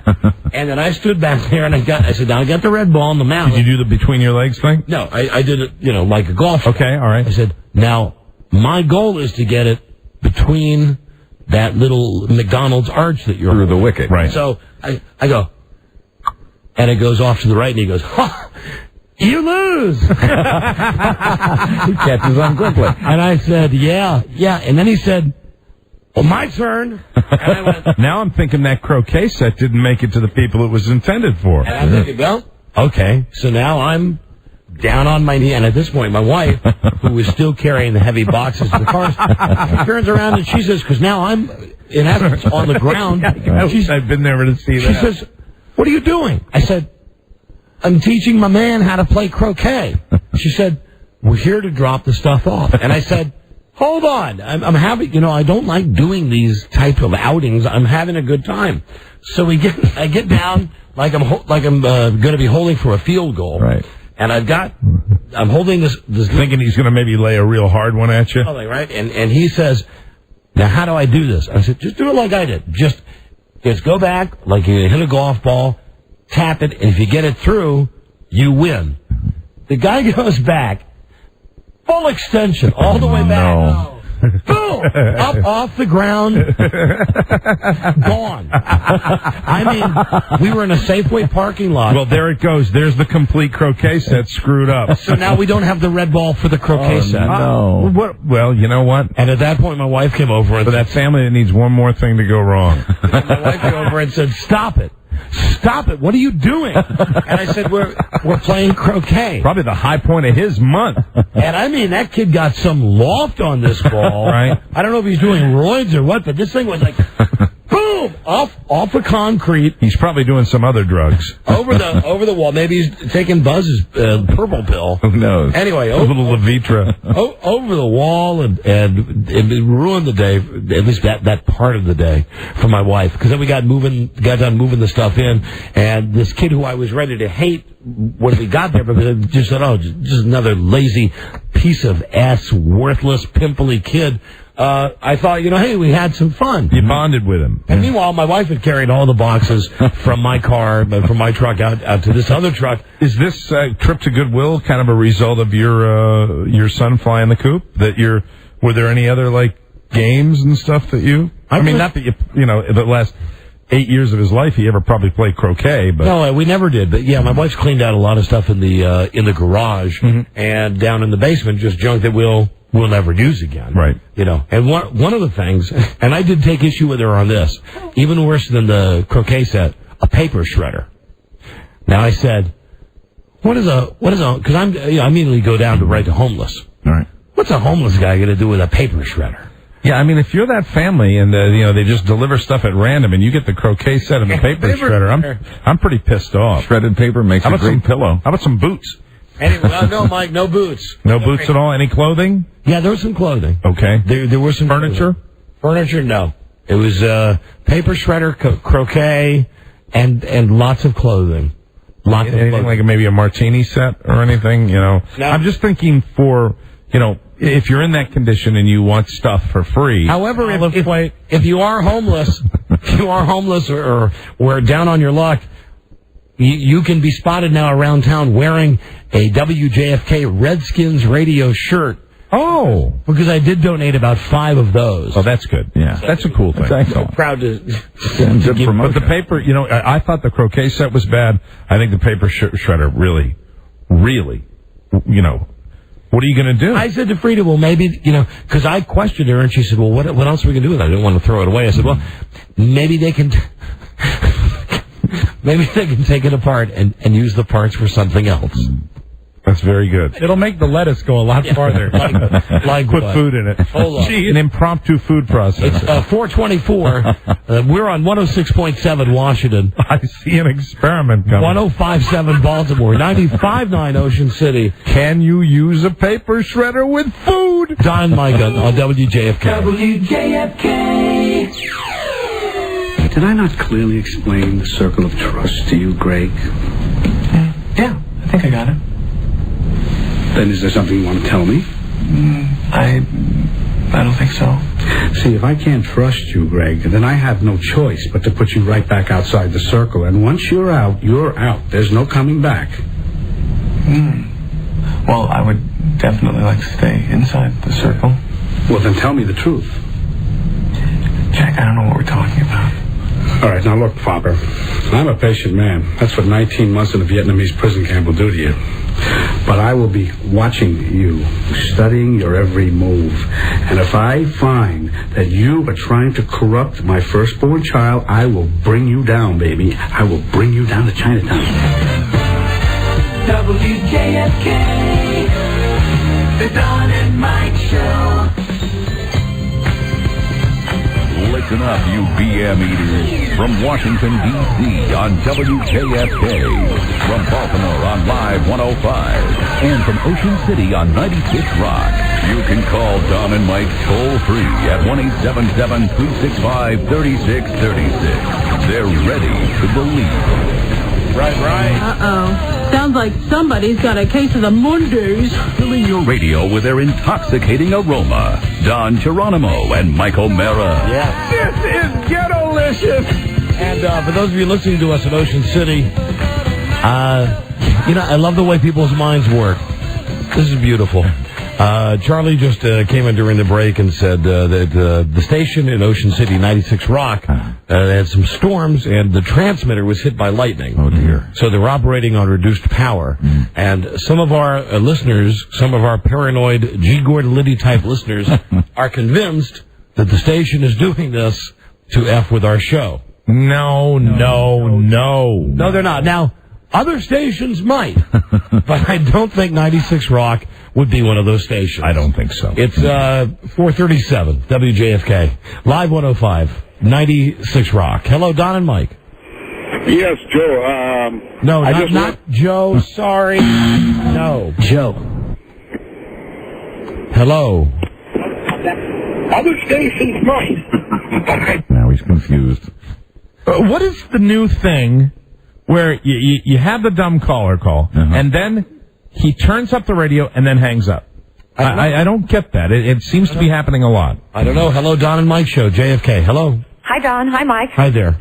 I had something to tell you about taking clothes to the Salvation Army, but since you've gone past that, it's not relevant.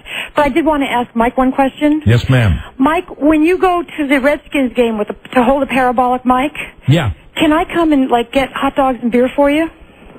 Can I be your runner? Oh, you only get one pass. Oh, darn. Oh, no.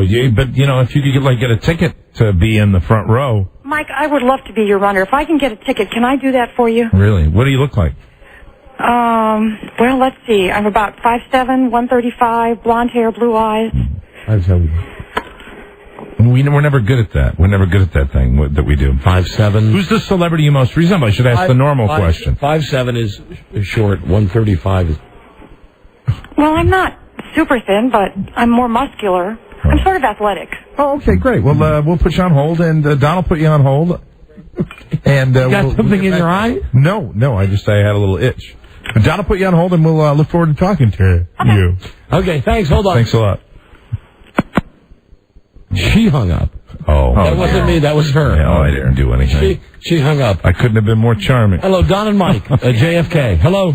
Hey, how you doing? This is Ron and Don and Mike. How are you today? We're doing very well, thank you. Hey, sirs, I have a question for you, and it's a matter of military emergency. Yeah. I got 3 guys here that made promotion in the Navy. We made chief, and it's a big pinnacle in our career. Chief of the boat. Pardon me? Chief of the boat. No, Chief Petty Officer of the Navy. We're E7, and we need to get a picture. I was just doing a thing like they do on the boat, where they say chief of the boat. It's a high rate. You're like a sergeant, right?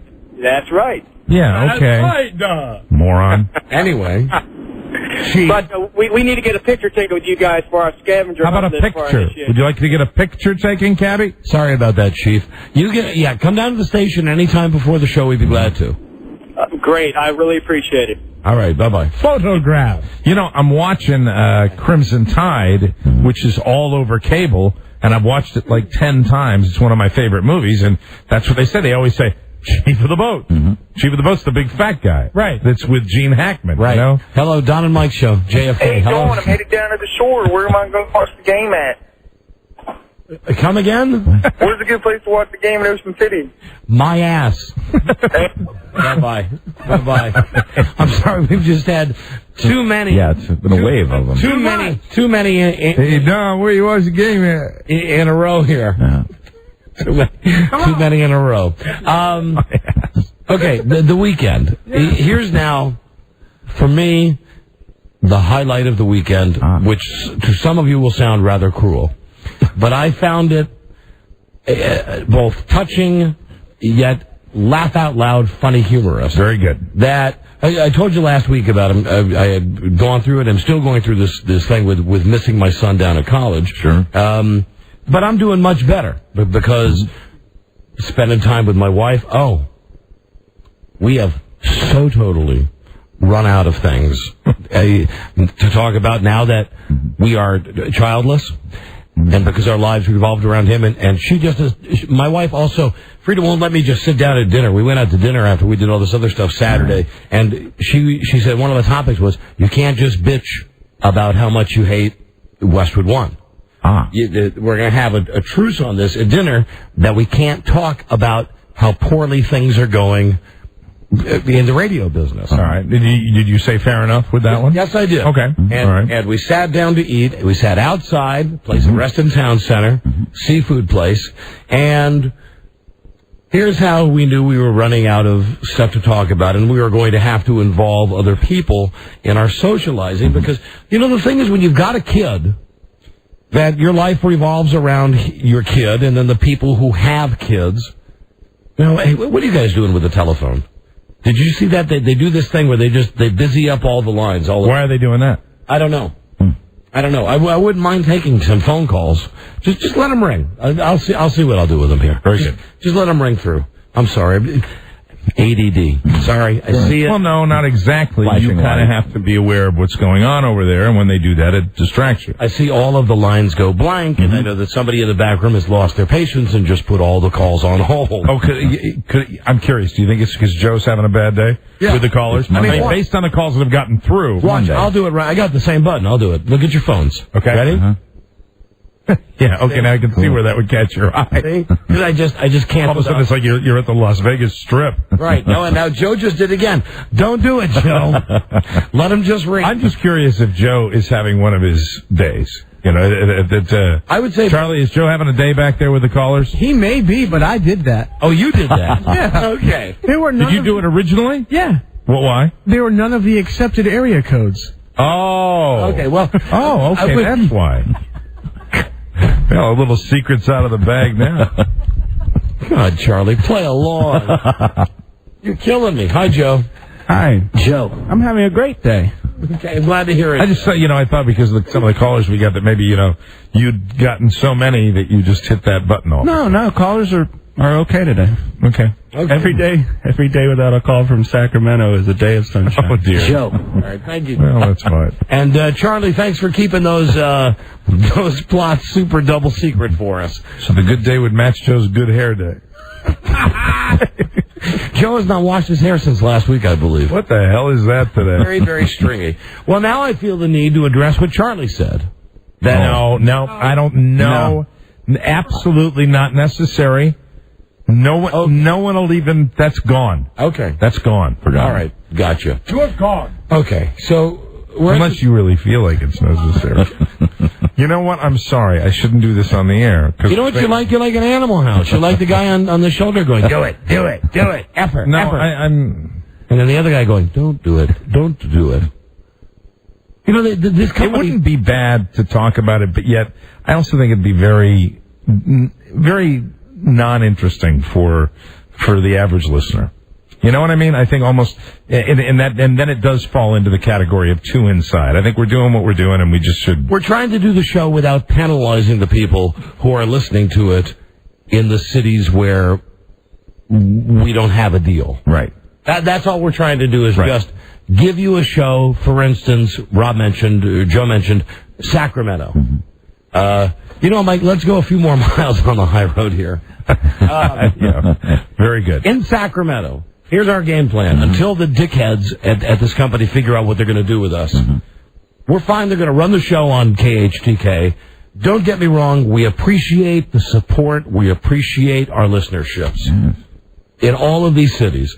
But there's so much more to it than that would be boring to you and would be make us seem too self-important. The only way to deal with it is we're doing the show right now for 106.7, 105.7, 95.9.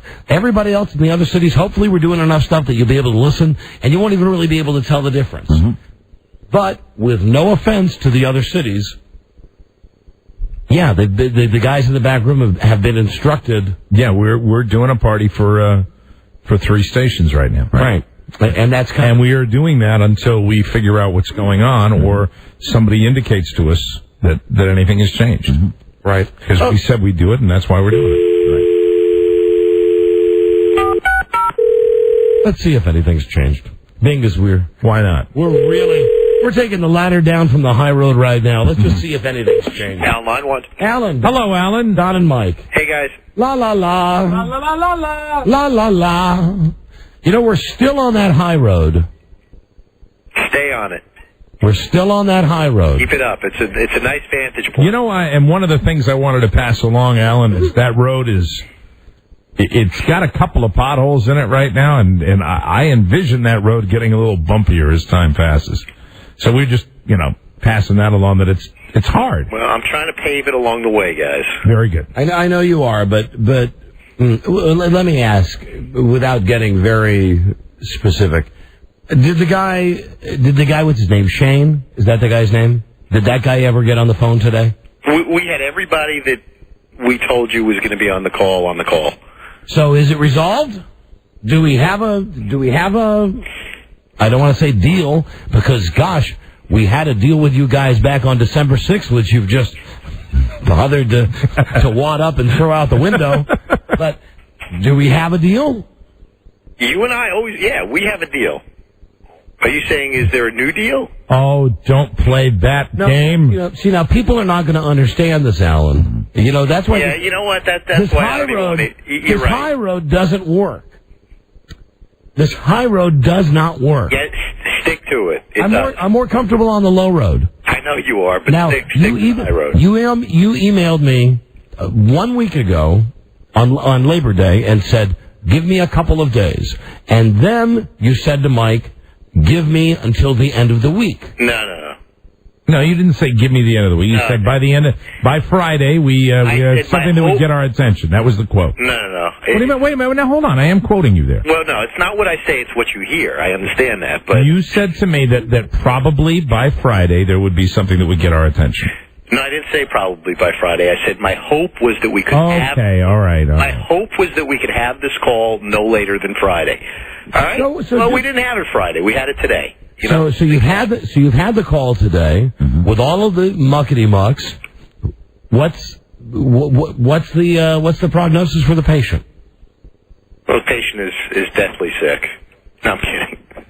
No, hey, Alan, just be straight with us and everybody who's listening. I continue to be hopeful. That's why I want you to stay on the high road. You know what? This is like no. We're on life support. Listen, I know you don't want to take my calls after. No, I don't. Because what would you have said to me on Friday night?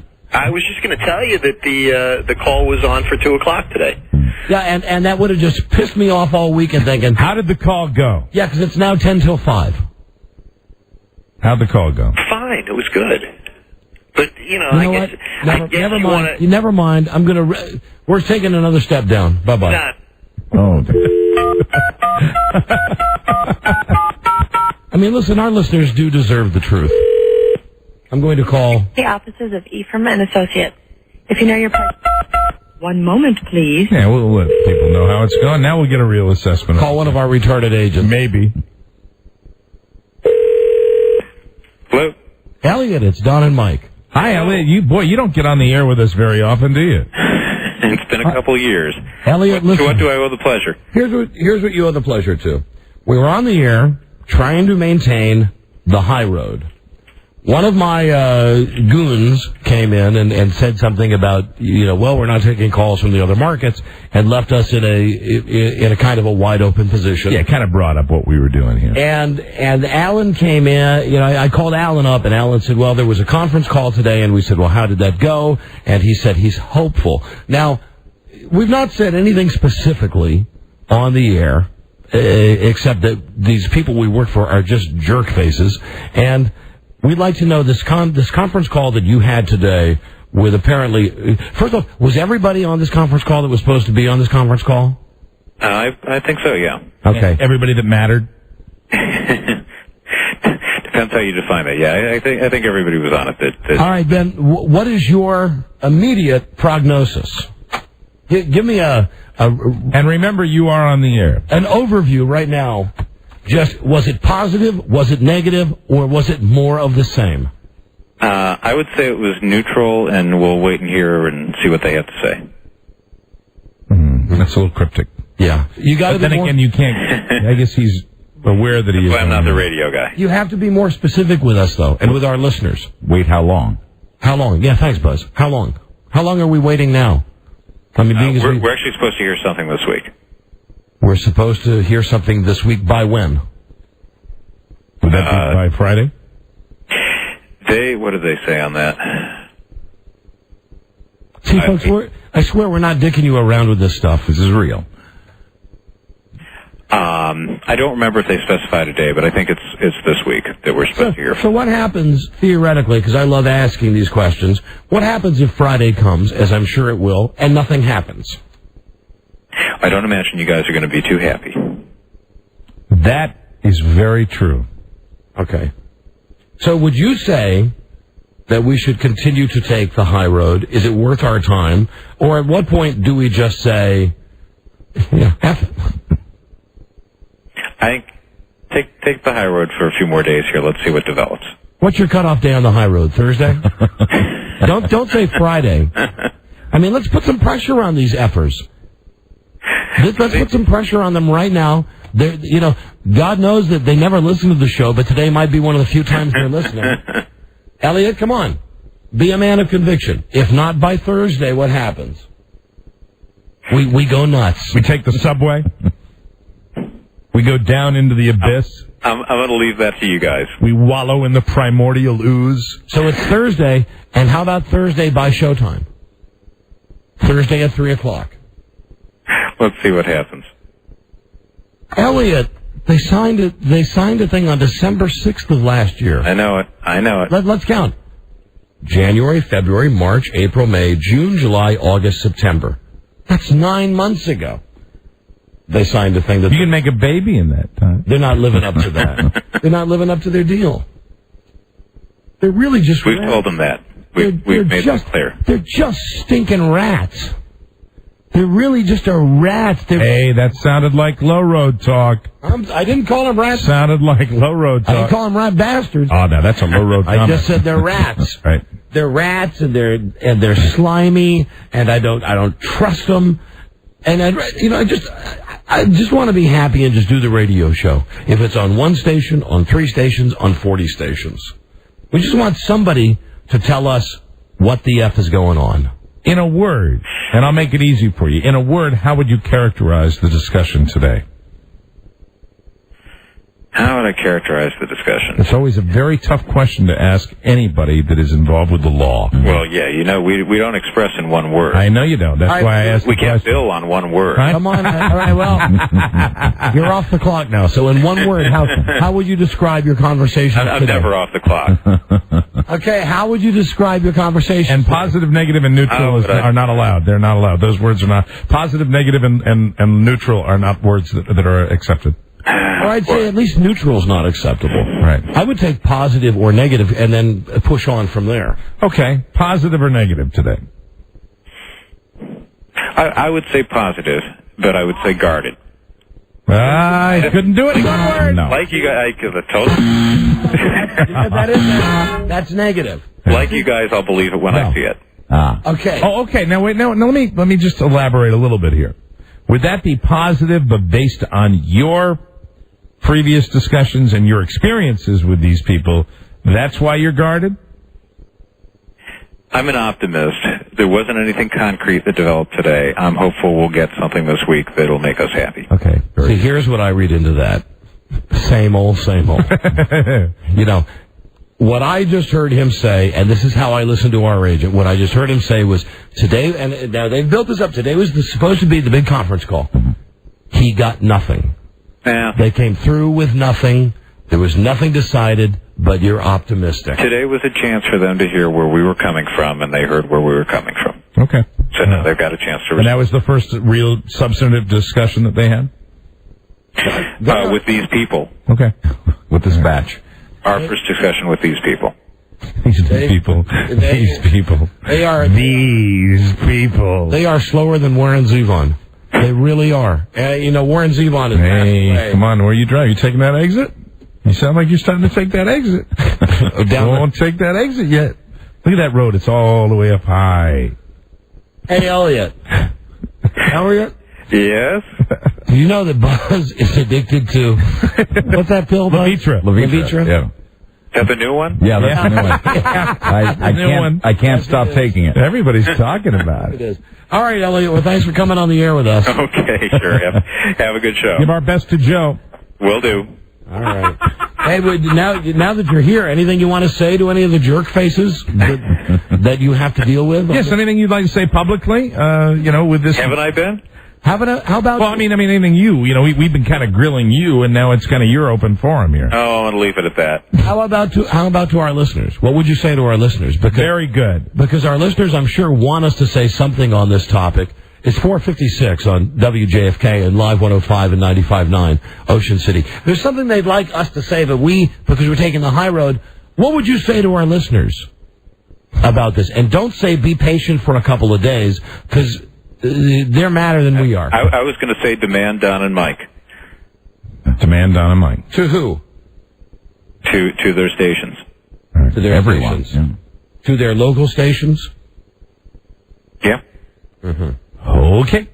All right. Thanks, Elliot. Okay. You take care now. There he goes. E squared. Elliot Ephraim. Right there. Bye, Elliot. Right there. Right there. Hey, is it Imamas? There he goes. Elliot Ephraim. Our agent. Elliot Ephraim.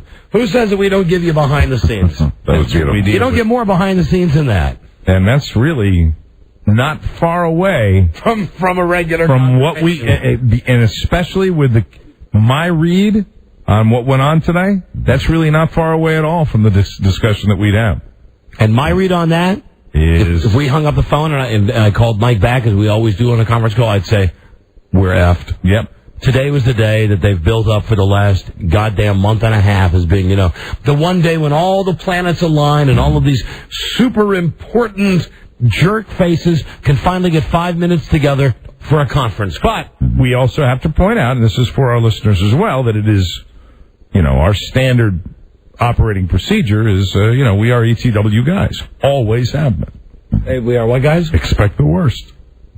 Well, that's it, because you know what that is? It's another E. Experience. Mm-hmm. We'll see. Okay. We'll see what happens. We call the now no longer acting general manager, Alan. Alan, we just spoke to our agent on the air. I caught the tail end of it. I thought that voice sounded familiar. Great news that you'll hear from us. Yes. Our new deadline is Thursday at 3 o'clock. No, really. Thursday at 3 o'clock. Okay, I hear you. Hey, guys. Yeah. What I heard him say was he thought it was... Did I hear him say he thought it was positive? He said it was positive, but he was guarded. Well, of course, he's always guarded. He's your agent. No, I thought I read it totally differently. I read it that he was disappointed. What did you read between the lines, And I'm not kidding. This is the way I hear it. You guys build up this meeting.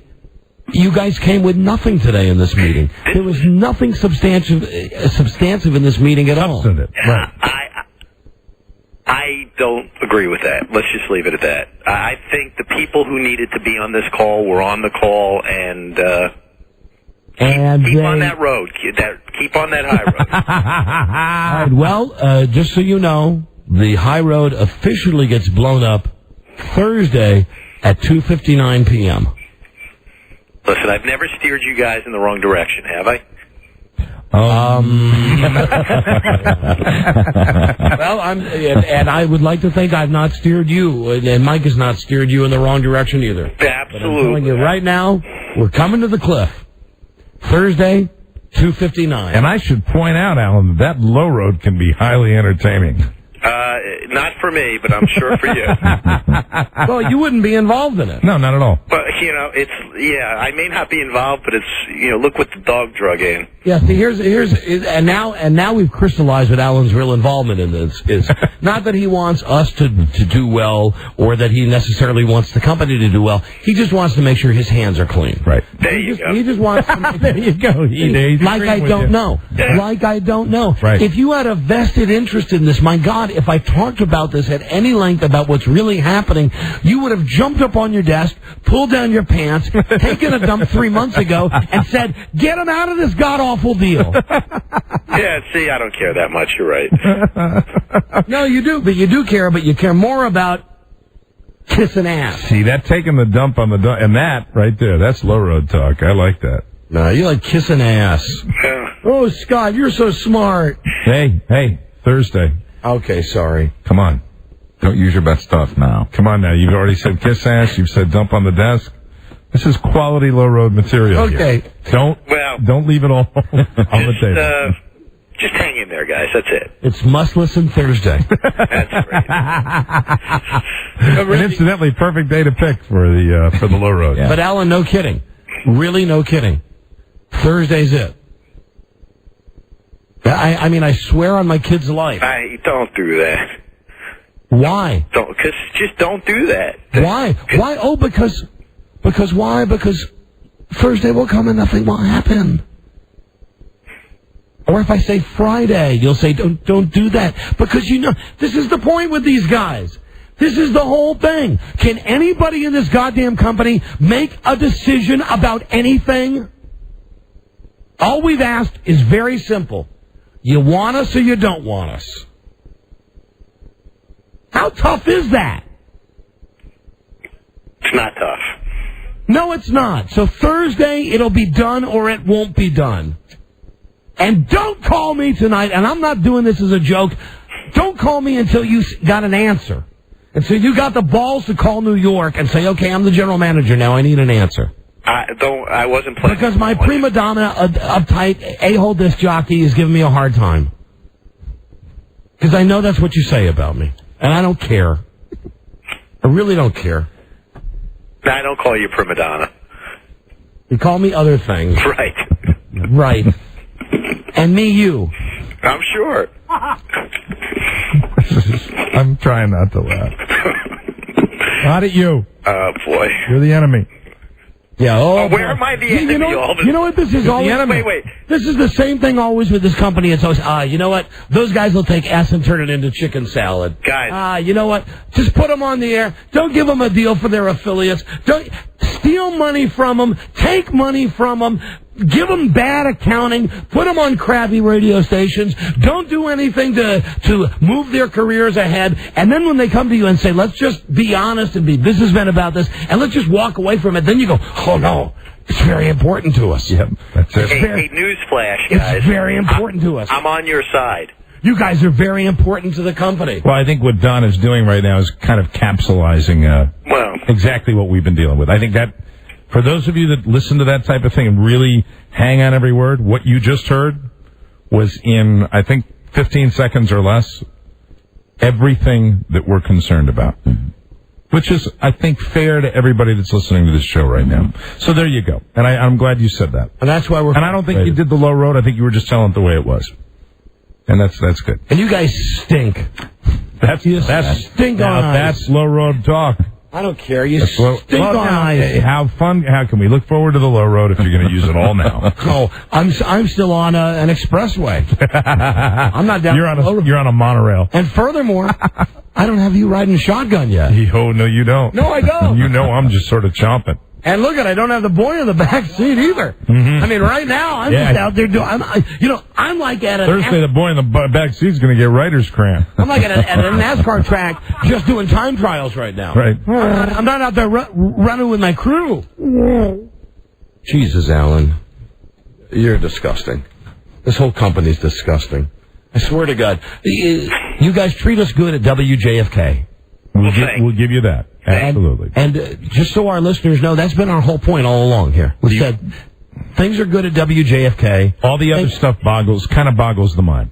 So why don't we just, being as you have a company, Westwood One, which is just a write-off for infinity, so nobody cares if our show makes any money for our affiliates or for us, and being as there's never been a push on to market our show, to make our show get into any big markets, we can deal with that. We can deal with the fact that we're going to be in our hometown, and we're happy with that. So what we've come to you is said, either make it right or blow the thing up. That's it. And I'll tell you what, affiliates listening down the line, nobody in this company has had the balls to tell any of you this, and they should have told you this a month ago. They should have told you this 2 months ago. They should have told you this 3 months ago. There's a very good chance that this show will not be syndicated in the future. And I'm not saying that as a threat. I'm not saying that as an egotist. I'm saying that as somebody who just had it up to here. If the loyalty of our listeners was enough to offset the way we're treated by the jerk-offs that run this company, it would be an even trade.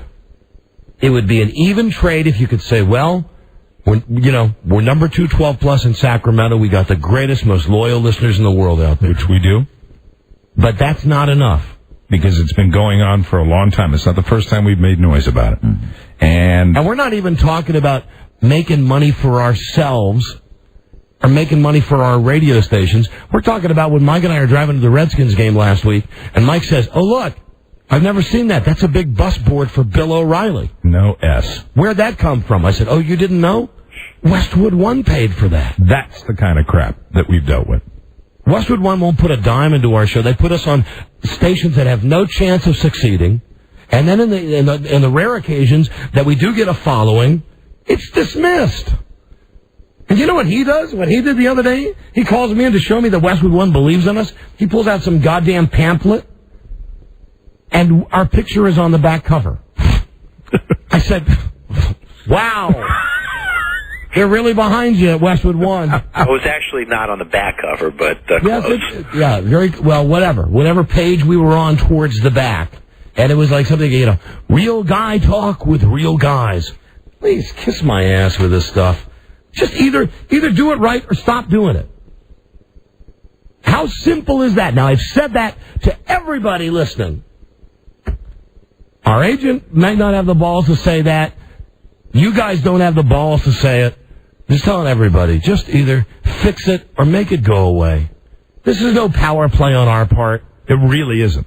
Power play is when you say, hey, do this or else, and we're not. We're just saying, from strictly a business standpoint, if you're not going to do it right, don't do it. Because you know what? We can do our job better here, and we won't have the distraction of working for a network that is not doing what we want them to do. Which is why I've had to instruct Charlie, which started this whole thing, not to take phone calls from other markets. Because, for instance, from Sacramento, all the phone calls we're getting are from people saying, how come you're saying WJFK and Live 105 and 96 Rock, and you're not saying KHTK? Mm-hmm. And the reason is, that's the only way we can get your attention. And hopefully we have, but...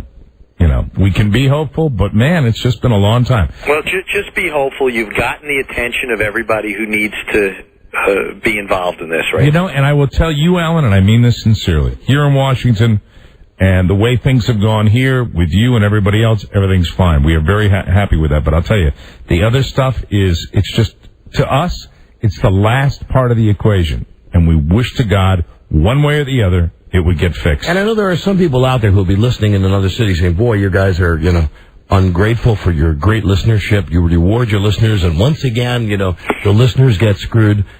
No, listen. It has nothing to do with being grateful to the listeners. It has everything to do with people taking advantage of the goodwill between our listeners in this show. Mm-hmm. Amen. Amen. And the only answer that we can come up with is, we're happy just doing a local show. It's like when you're sitting there and you got a really nice sandwich and this person's not eating their sandwich. You said, you going to eat that? Oh, no, I'm not going to eat it. Oh, can I have it? No, I want to keep that sandwich because it's a good-looking sandwich. I'm not hungry at all. I'll probably never eat it. But I'm going to throw it in the trash rather than give it to you. Right. Sorry. So for our listeners, that wasn't low road. For our listeners in the other cities, we say we're sorry that this is happening. And we've tried not to make this into a goddamn soap opera. But the truth is, it's ridiculous, Alan. Either syndicate us, and incidentally, hello, McFly, we're not asking for a Brinks truck to pull up with money. One of the things we're asking for at least the last 5 years, an audit, some accounting, because there's money flying out that we're not seeing. And anybody else that was in our position, in a business position, would say, how can you have one radio station that's paying you an ungodly amount of money, for which we're very grateful, and you have 40 other stations that are not paying anything for it, and are making money off it, but not even making the kind of money they should make off it? It's the worst business deal in history. The worst deal in history. And it might be a little bit better if this company got behind us, like they do with someone they believe in, like O'Reilly, and put some billboards up or did something like that. Has this company ever done anything for us besides pay us well to work at WJFK? No. So anybody that's listened to all this, that's where we're at. And if you've been confused as to what the situation is, we unconfused you. That's it. We're fine with being a local show. And Alan, I believe we did that and stayed on the high road. We're fine with being a local show. We don't mean any offense to anybody listening around the country. We're very sorry that you're caught in the middle of this. But if we continue with this type of working environment with these jerk faces, it's going to be 5 more years of us coming in and screaming all the time about how we hate our relationship. Nothing would change. And sometimes you got to force change to make things better. And I hope to God that happens one way or the other. Well, it has to happen one way or the other. Thursday at 2:59. Very good. Anything else, Alan? Anything else for me now? No. Why should he offer up anything? Why should he offer up at this point anything to say you're wrong about this or you're wrong about that? Or he agrees with us, I think. Or say anything optimistically. Yeah, and how about all the off-the-record stuff we get? Mm-hmm. Oh, well. All right, that's for the low road. But let me just say, it's very frustrating when you're talking with someone. They say, someone high up in this company, and they say, well, off the record, we totally agree with you. Oh, wait, what? Off the record, all the executives agree with us, but on the record? Please. It's kind of nuts, isn't it? I mean, we really hear this. I swear to God we hear this. Either they're J-O-ing us, or they do think that they agree with us. It kind of makes you crazy. You kind of feel like a hamster on a wheel. Sure. So there you go. That's the entire nut. That's it. We either want to be a local show or we want to be a syndicated show that's treated on the level of, let's say, the Laura Ingraham show.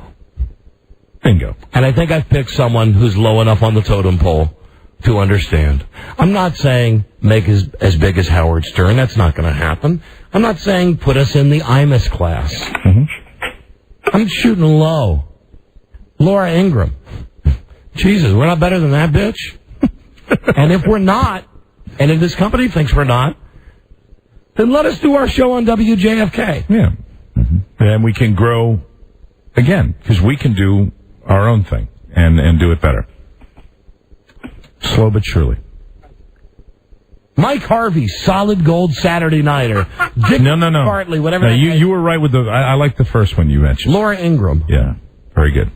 Any of you radiophiles out there can study this. She left Westwood One to go to some other jerk-face radio network. But at least they got her on in a bunch of big markets. She's making some coin. She's happy. She thinks they're behind her. They're probably not, but she thinks they are. That's important. But here's the thing. We know these guys aren't behind us. We know it. We know what we're important on WJFK. And they don't want the embarrassment of losing this show. The network, they don't really like us. And Alan, if I hear one more time, no, we lost Opie and Anthony. And we really didn't, you're like the only show left like that. Please, we were here before them. We're going to be here after them. Just fix this, please. Do you know how frustrated we are? Yes, I do.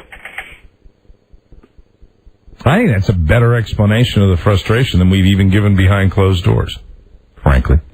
Hope you were paying attention to all that, Alan. We're hanging on every word, and because that's from the heart. Either do it right, like you would treat a third-rate, nationally syndicated, and I'm using the Dr. Evil quotation because I know we're not nationally syndicated. I'm fine with that.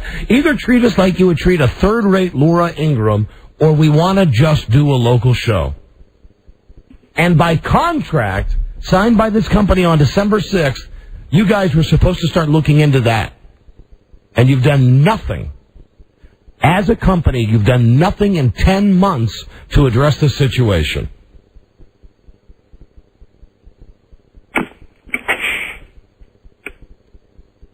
And obviously, as you can hear, I'm totally wrong since he's telling me I'm totally wrong.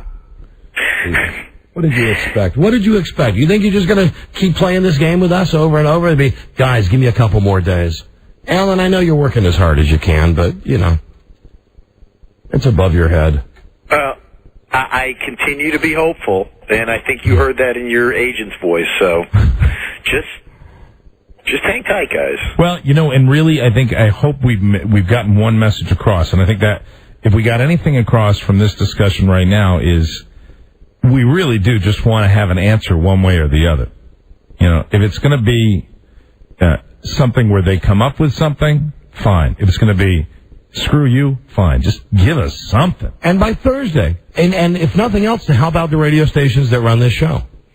Because you know what? By Thursday, even an answer with whatever. We can come on Thursday and say to the stations, we're going to be on this network for 2 more weeks or one more month. That won't happen. I'm hoping that this will result in something. It will. All right. It will. Okay. Because once again, we've had to act like jerk faces because when we try to do things the right way behind the scenes with you guys, all you do is just dick around. Something will happen here. Just, Something will happen. Something will happen. Something will happen. Make it happen now. Is anybody in this company besides you listening to the show today? These multitudes of lawyers that you have sending letters, and these guys with kidney stones who are on conference calls, and other guys who are wearing slicky hair and yellow ties. Do any of these guys ever listen to this show? Do they have any idea what we're about? And trust me, I won't be crushed if you say no, but I would appreciate one effing time the truth. Just one effing time. I would have to tell you, I don't think these guys are listening, no. Okay. So what we've said doesn't matter. Well, because if it gets back, it'll get back third hand, out of context. Well, you don't really expect that they'd be listening. Well, I know that in their office, they can turn a button and get a network feed. Mm-hmm. They can do it. Jesus. Do you think they've ever listened? Do you think they ever really know what we're about? Like that last JO session we had, which is just like with the previous 17 presidents of this, whatever company it is we work for? No, I don't think so. I think that's part of the problem. Hey, you guys are great. We want to let you know you're important to us. That's just what they say to a lot of people. You're very important to us. We'll see. All right, Alan, we're just frustrated. Just, I'm sorry. I apologize for the frustration. Just know it's being worked on. That's all. Either fix it or make it go away. We're big boys. I know. We can deal with the bad stuff. We sure have. If you come back and say, that's it, you guys effed up, you don't have a national syndication deal, so be it. If you come back on the other hand and say, you know what, we're going to treat you just as poorly as we treated Laura Ingraham, we say, thank you, sir, may I have another? Right. But it's got to be one or the other. Okay. You got to, you guys got to do it. You got to step up. That's fair. I have one little warning, though.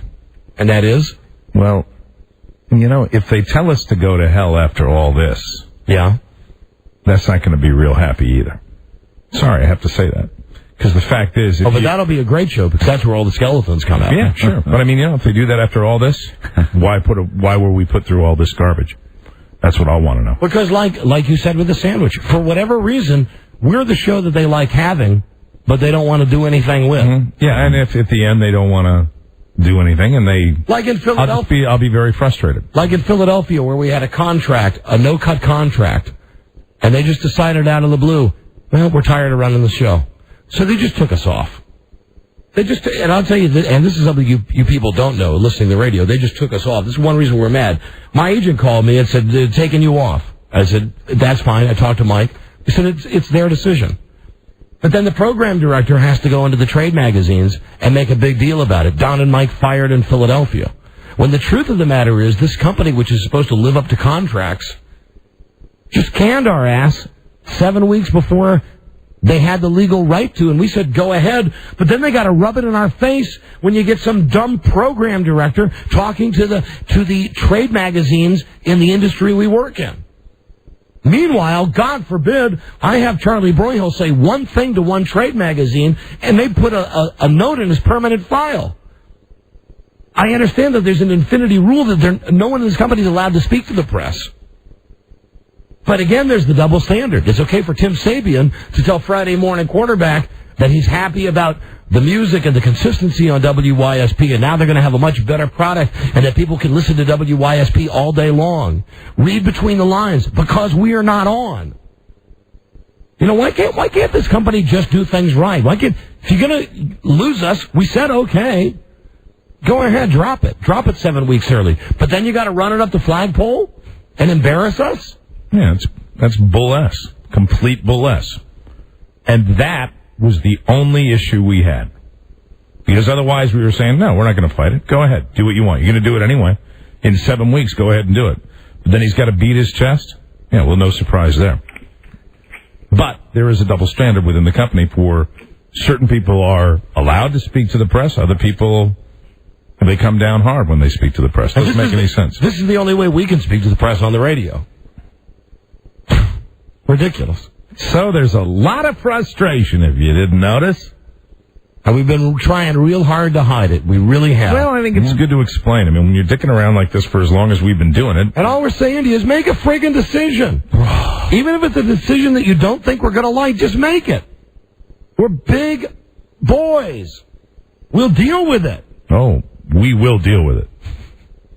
Trust me. It's like I told Alan, it's one of two scenarios. Either Alan is a very bright, savvy businessman who's paying us just ridiculous FU money to do this show. Or Alan's the biggest idiot in the world because he's paying us millions of dollars while 40 other radio stations are getting this show for a handy. It doesn't make a lot of sense. I'd like to think I'm the former. And and Alan, because we're on the high road today, I'm not even going to bring up ad revenue. Because we're on the high road today, we won't bring up ad revenue. Why don't you leave that? And we won't bring up accounting. And when you were on the phone today with our agent, did he mention the fact that, oh yeah, you guys just took a huge amount of money out of our paychecks that you shouldn't have? No. Great. Well, we can call and yell at him, too.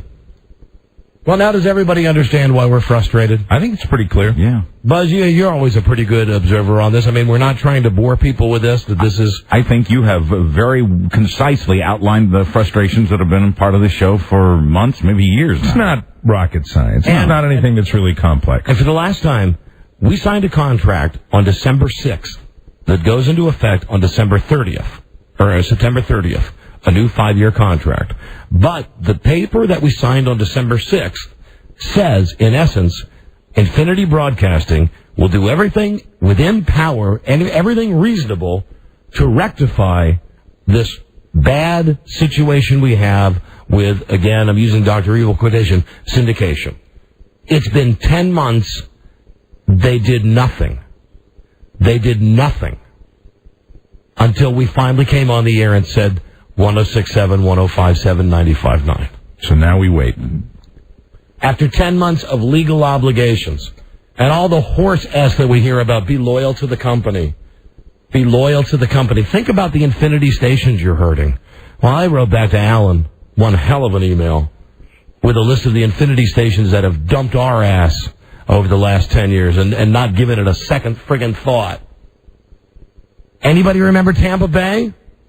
Anybody remember Detroit? How about Chicago?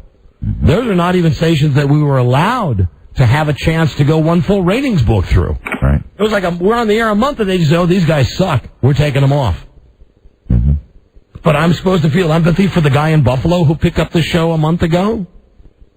Who incidentally was sold the bill of goods on it? Because he's just like Tim? And soon he's going to realize that the show is not really demographically in line with the station that builds its entire library about some stupid feature called Rocktober? God. We just want in or out. In or out. We're happy either way. Just do it. I say that to you. I say that to Elliot, our agent. I say that to Scott with the yellow tie, and to the other guy, guy with the kidney stones. The guy with the kidney stones. Say it to all you guys. If you don't like us talking about this on the radio, there's an easy way to take care of it. And I'm not saying fire us or suspend us or anything like that. Just handle it. Elliot? Got a call. Oh, that's funny. That'd be our agent on the phone right now. Call Elliot. Very good. I guess he's listening from Chicago. Are you gonna? That would be impossible, being as we're not on in Chicago. You gonna call him, Alan? Even though the station has. Wait a minute. Are you gonna call him, Alan? Mike, I always call Elliot. Very good. Okay. Now, are you going to call him right now, or are you going to call him at 8 o'clock? Call him at about 7 o'clock when I know he's gone. See, that's the thing about you guys. Yeah, I think he might be kidding this guy. All right, we have to break. Oh, and P.S., our show will be very late today. We're going to be running past 7 o'clock today. We'll do our best to keep it in on time. But there's no way I'm not going to go 5 minutes and then play 10 minutes of commercials now. So we're going to be running late today. Well, try to stay on time. Try to stay on time. I've had you on the phone for a half hour. You've said nothing. I don't have anything to say. What do you want me to say? Why? And Alan, for the final time, why are we continuing these conversations when you, as you said, have nothing to say? We have everything to say. Either treat us like you would treat Laura Ingraham, or let us just do our show on WJFK.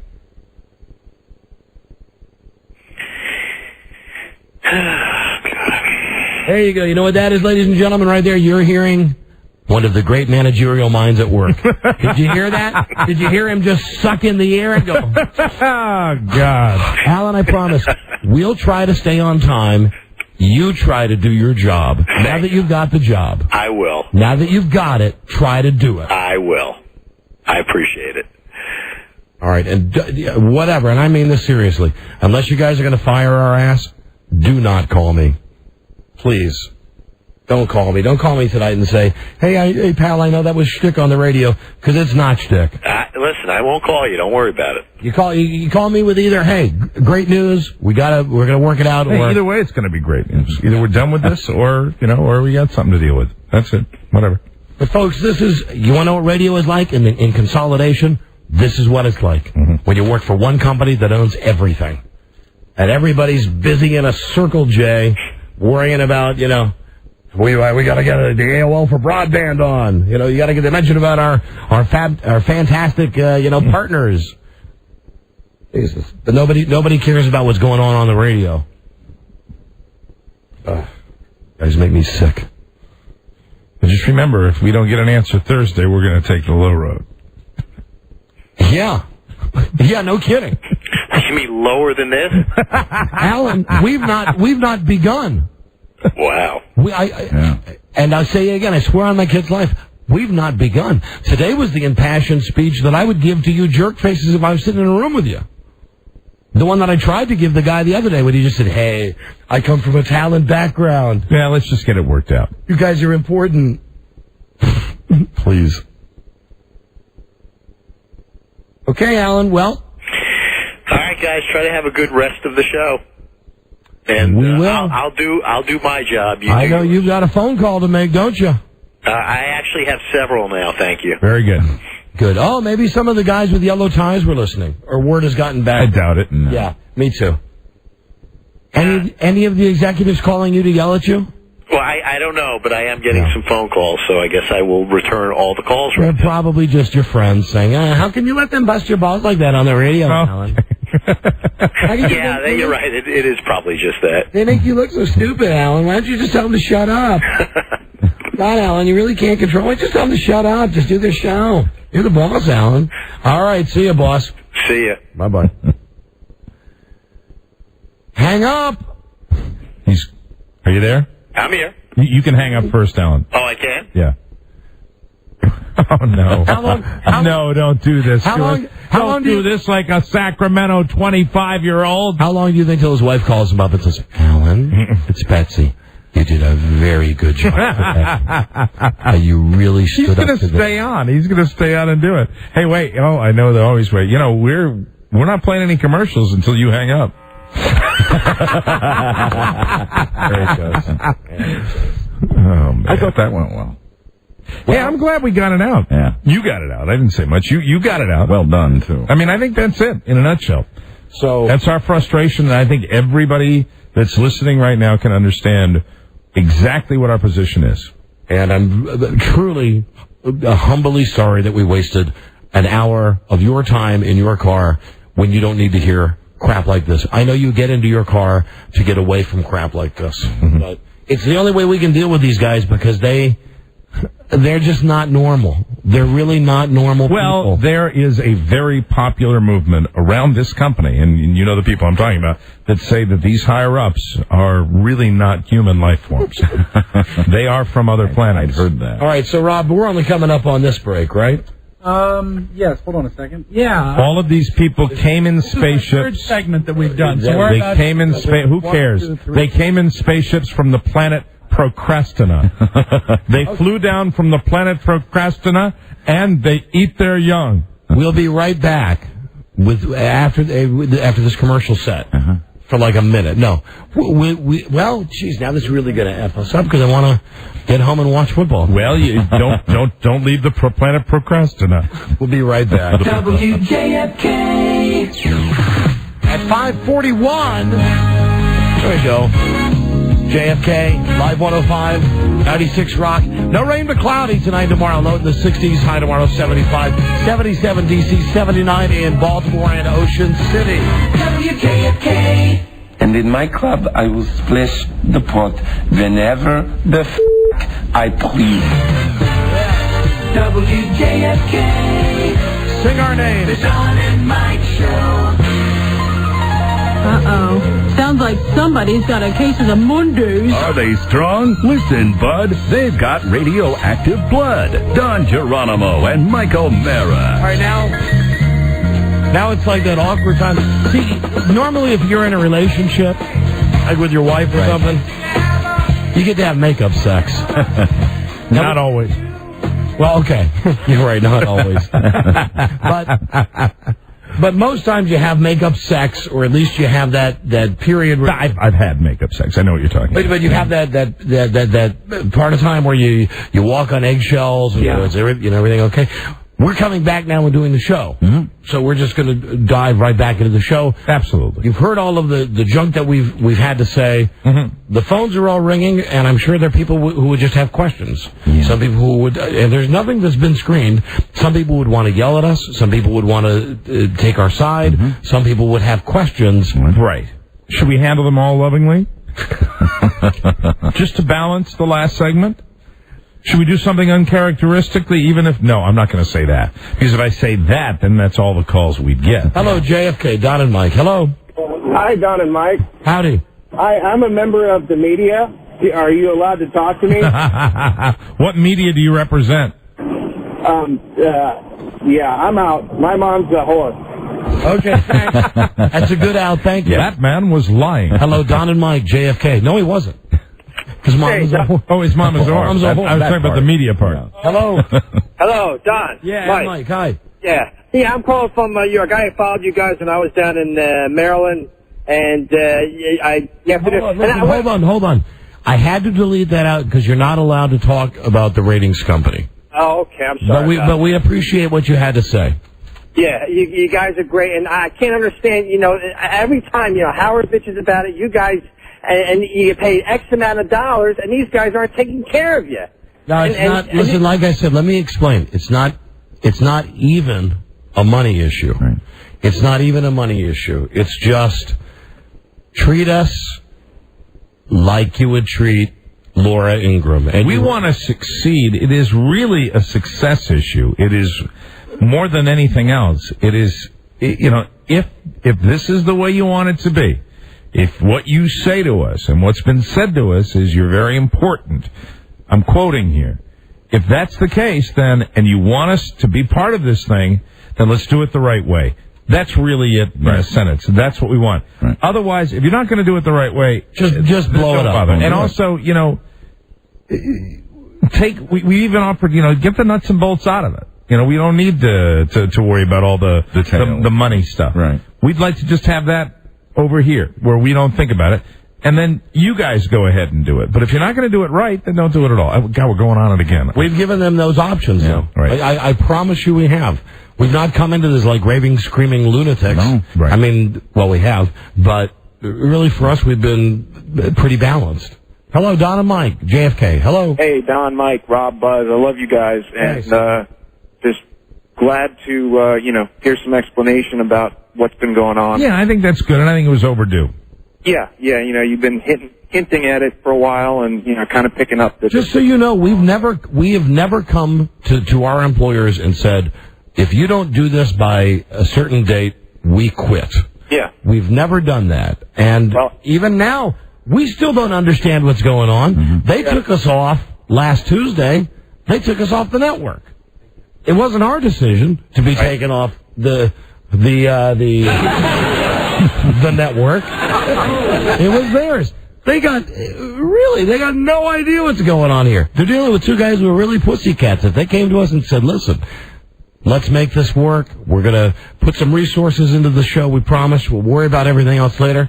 I swear to God, we'd shake hands and say, deal. Absolutely. On the other hand, if they came to us and said, boy, you guys are really pains in the ass, and now you're talking about everything, F it. We're going to blow it up. We'd, again, shake hands and say, okay, we got a deal. Yeah, and if they put it that way, we can accept that. Yep.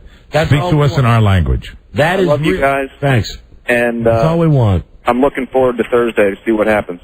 Yeah. Now, Thursday, I can't promise you that you're going to get a lot more yelling and screaming than you got today. Well, maybe it'll be yelling, but the stuff we said today was passionate. It's really how we feel. That's all the truth. And it's true, yeah. About what's going on. We just gave it to you the way we've been giving it to everybody else and explaining our side.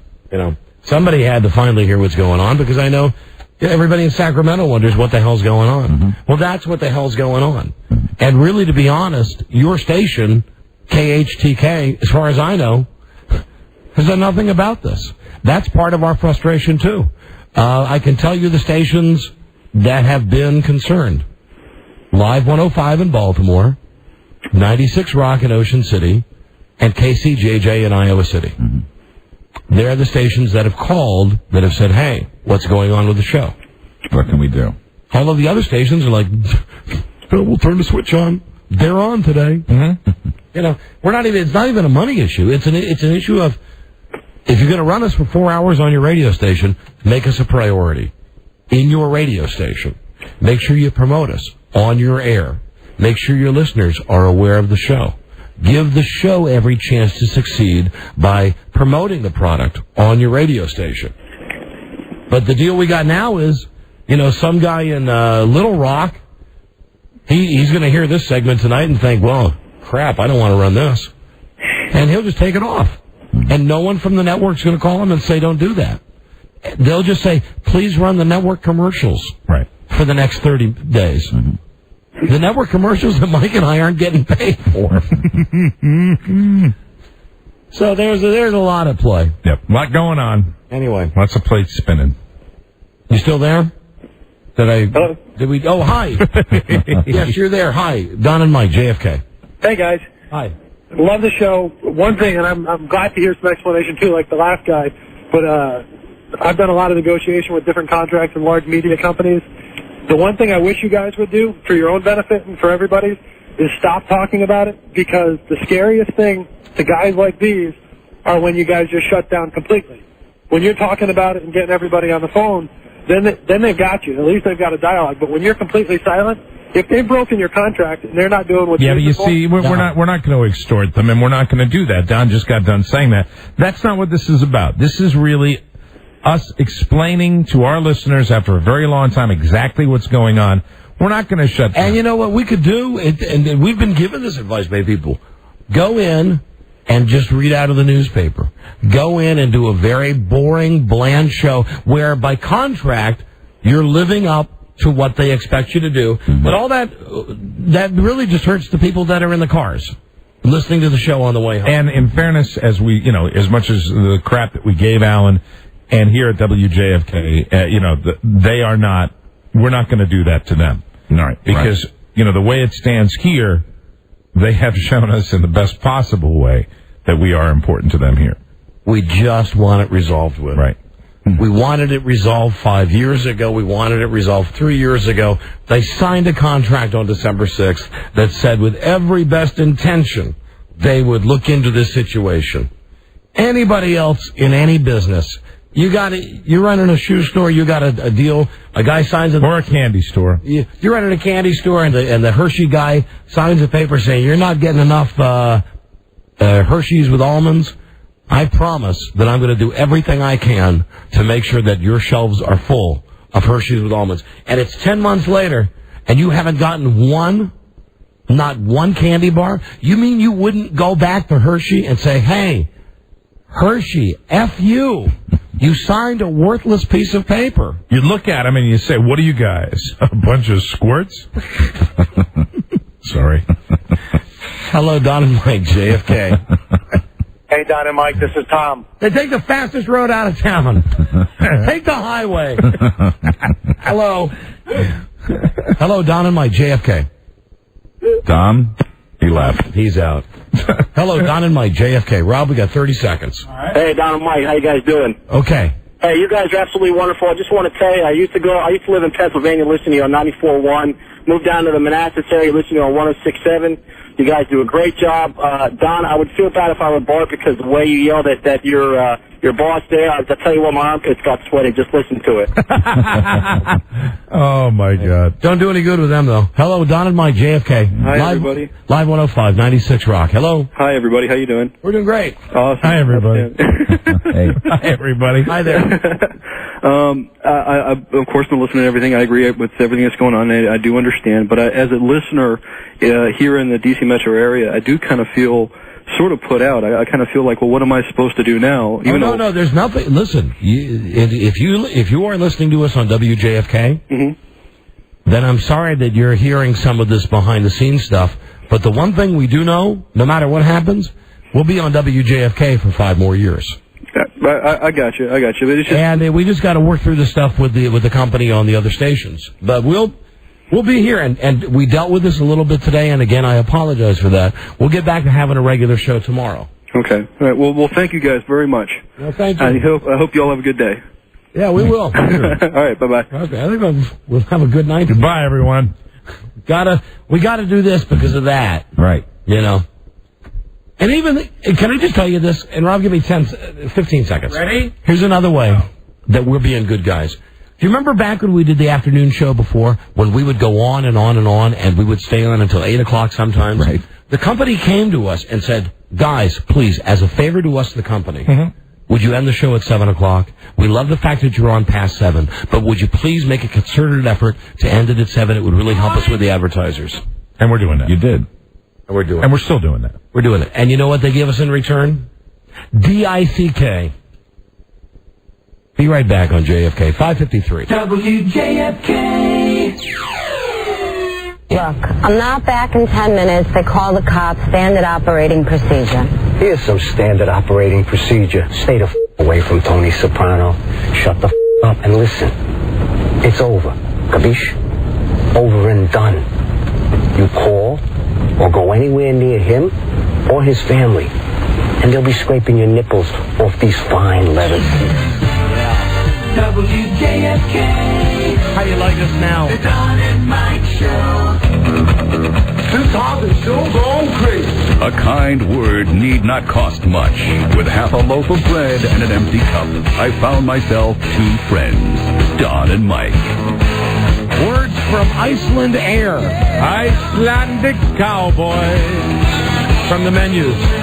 Hello, Don and Mike on 106.7, 105.7, 95.9 at 6:04. Hello. Speak to us. Hello. Yeah, hi, you're on the air, Don and Mike. Hey, guys, what's going on? Hey. There's really only one important question here, and that's, now that you guys aren't on YSC anymore, does that mean I don't have to listen to that drunk Eagle faggot anymore? Now, come on, he was one of the listeners we had there. Oh, we had to cherish him. I'll tell you what's going to F you. Oh, he killed me. Jesus, what an idiot. Thank you. I'll tell you what's going to be interesting for us is monitoring the progress of, or lack of that radio station. Yeah, well, we're going to be very interested to see how things go. We take it personally. Now that real personal life. Now that the excuse is gone. Yeah. How do you explain the fact that in our last book we were not even allowed to live out our last book in Philly. Right. We were in 12th place. 12th place. Not world beaters, not on the bottom of the pile. Not at all. How do you explain the rest of the radio station falling apart? Yeah, I mean, we always wondered that, and we will be really keeping a close eye on that and passing along the We'll results. broadcast to whoever is still listening to this show. Hello, Don Mike, JFK. Buddy! Hey, buddy. What's going on, Don and Mike? Hey. That's the second what's going on. Yeah. What's going on? What's going on? Have you... It's Monday, baby. We're bearing our souls on Big Monday, baby. God damn, you guys have a lot of commercials. I've been on hold for like 15 minutes. Get used to it. Well, we had about an hour of nonstop talk, and that's why we got backed up today. Yeah, I know. I talked to the screener. I'm glad he summarized the show for you. Joe. Yeah. I was talking to the screener that, like, you know, that 1 hour bit was pretty good, even though, I'm hammered here. And really? It was there you go. funny. Shock, you're hammered. Oh, yeah. Wait, the weekend wasn't enough for you? No way. What is the vice of choice? Mike, I think Mike might like this Amstel Light. Amstel Light is, that's, I drink that Michelob Ultra now because it's the low carb beer, but I used to drink a lot of Amstel, and I'll still drink Amstel. You know, have you seen those commercials though that Miller Lite has like only 0.6 more? Well, that's what Miller's doing because Miller Lite is also a low carb beer, and they don't specifically advertise the fact, and now they are because you've heard so much talk about the low carb. A lot of people are drinking low carb beer because beer has always been known to have so many carbohydrates in it, and it's funny because you see those commercials and they're responding to each other, and I hope they come out with more. I heard Rolling Rock is now coming out with a low carb beer. And look at me, I lost 3 more pounds. You know what I drank all weekend? What'd you drink? My own number 1. Yes, your skin color has never looked better. Well, I watched my favorite movie, Waterworld.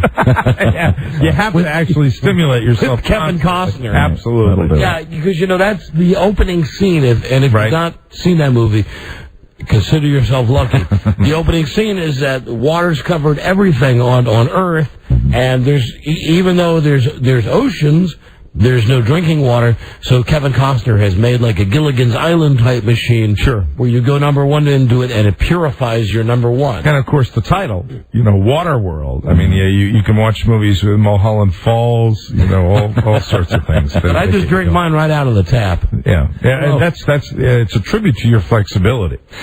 Don and Mike, JFK, hello. I just want to know, can I be your manager? Because I can sit around and do better a job at doing nothing than he can. Now, let's not slam Alan. He was very patient. Well, I mean, he does nothing. No, you're right. No, I agree with you, sir. Everything on the air. You're hired. I agree with you. On the air. I agree with you. He's worthless. He's a worthless stool. Thank you. Bye-bye. Take care. See you later. You're putting him on point today, aren't you? You're putting him on the point of all the other guys.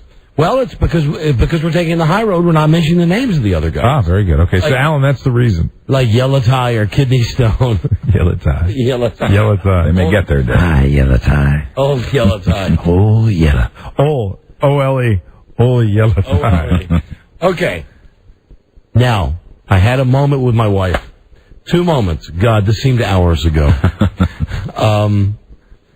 One moment, I'll have to summarize very quickly because we're running so late.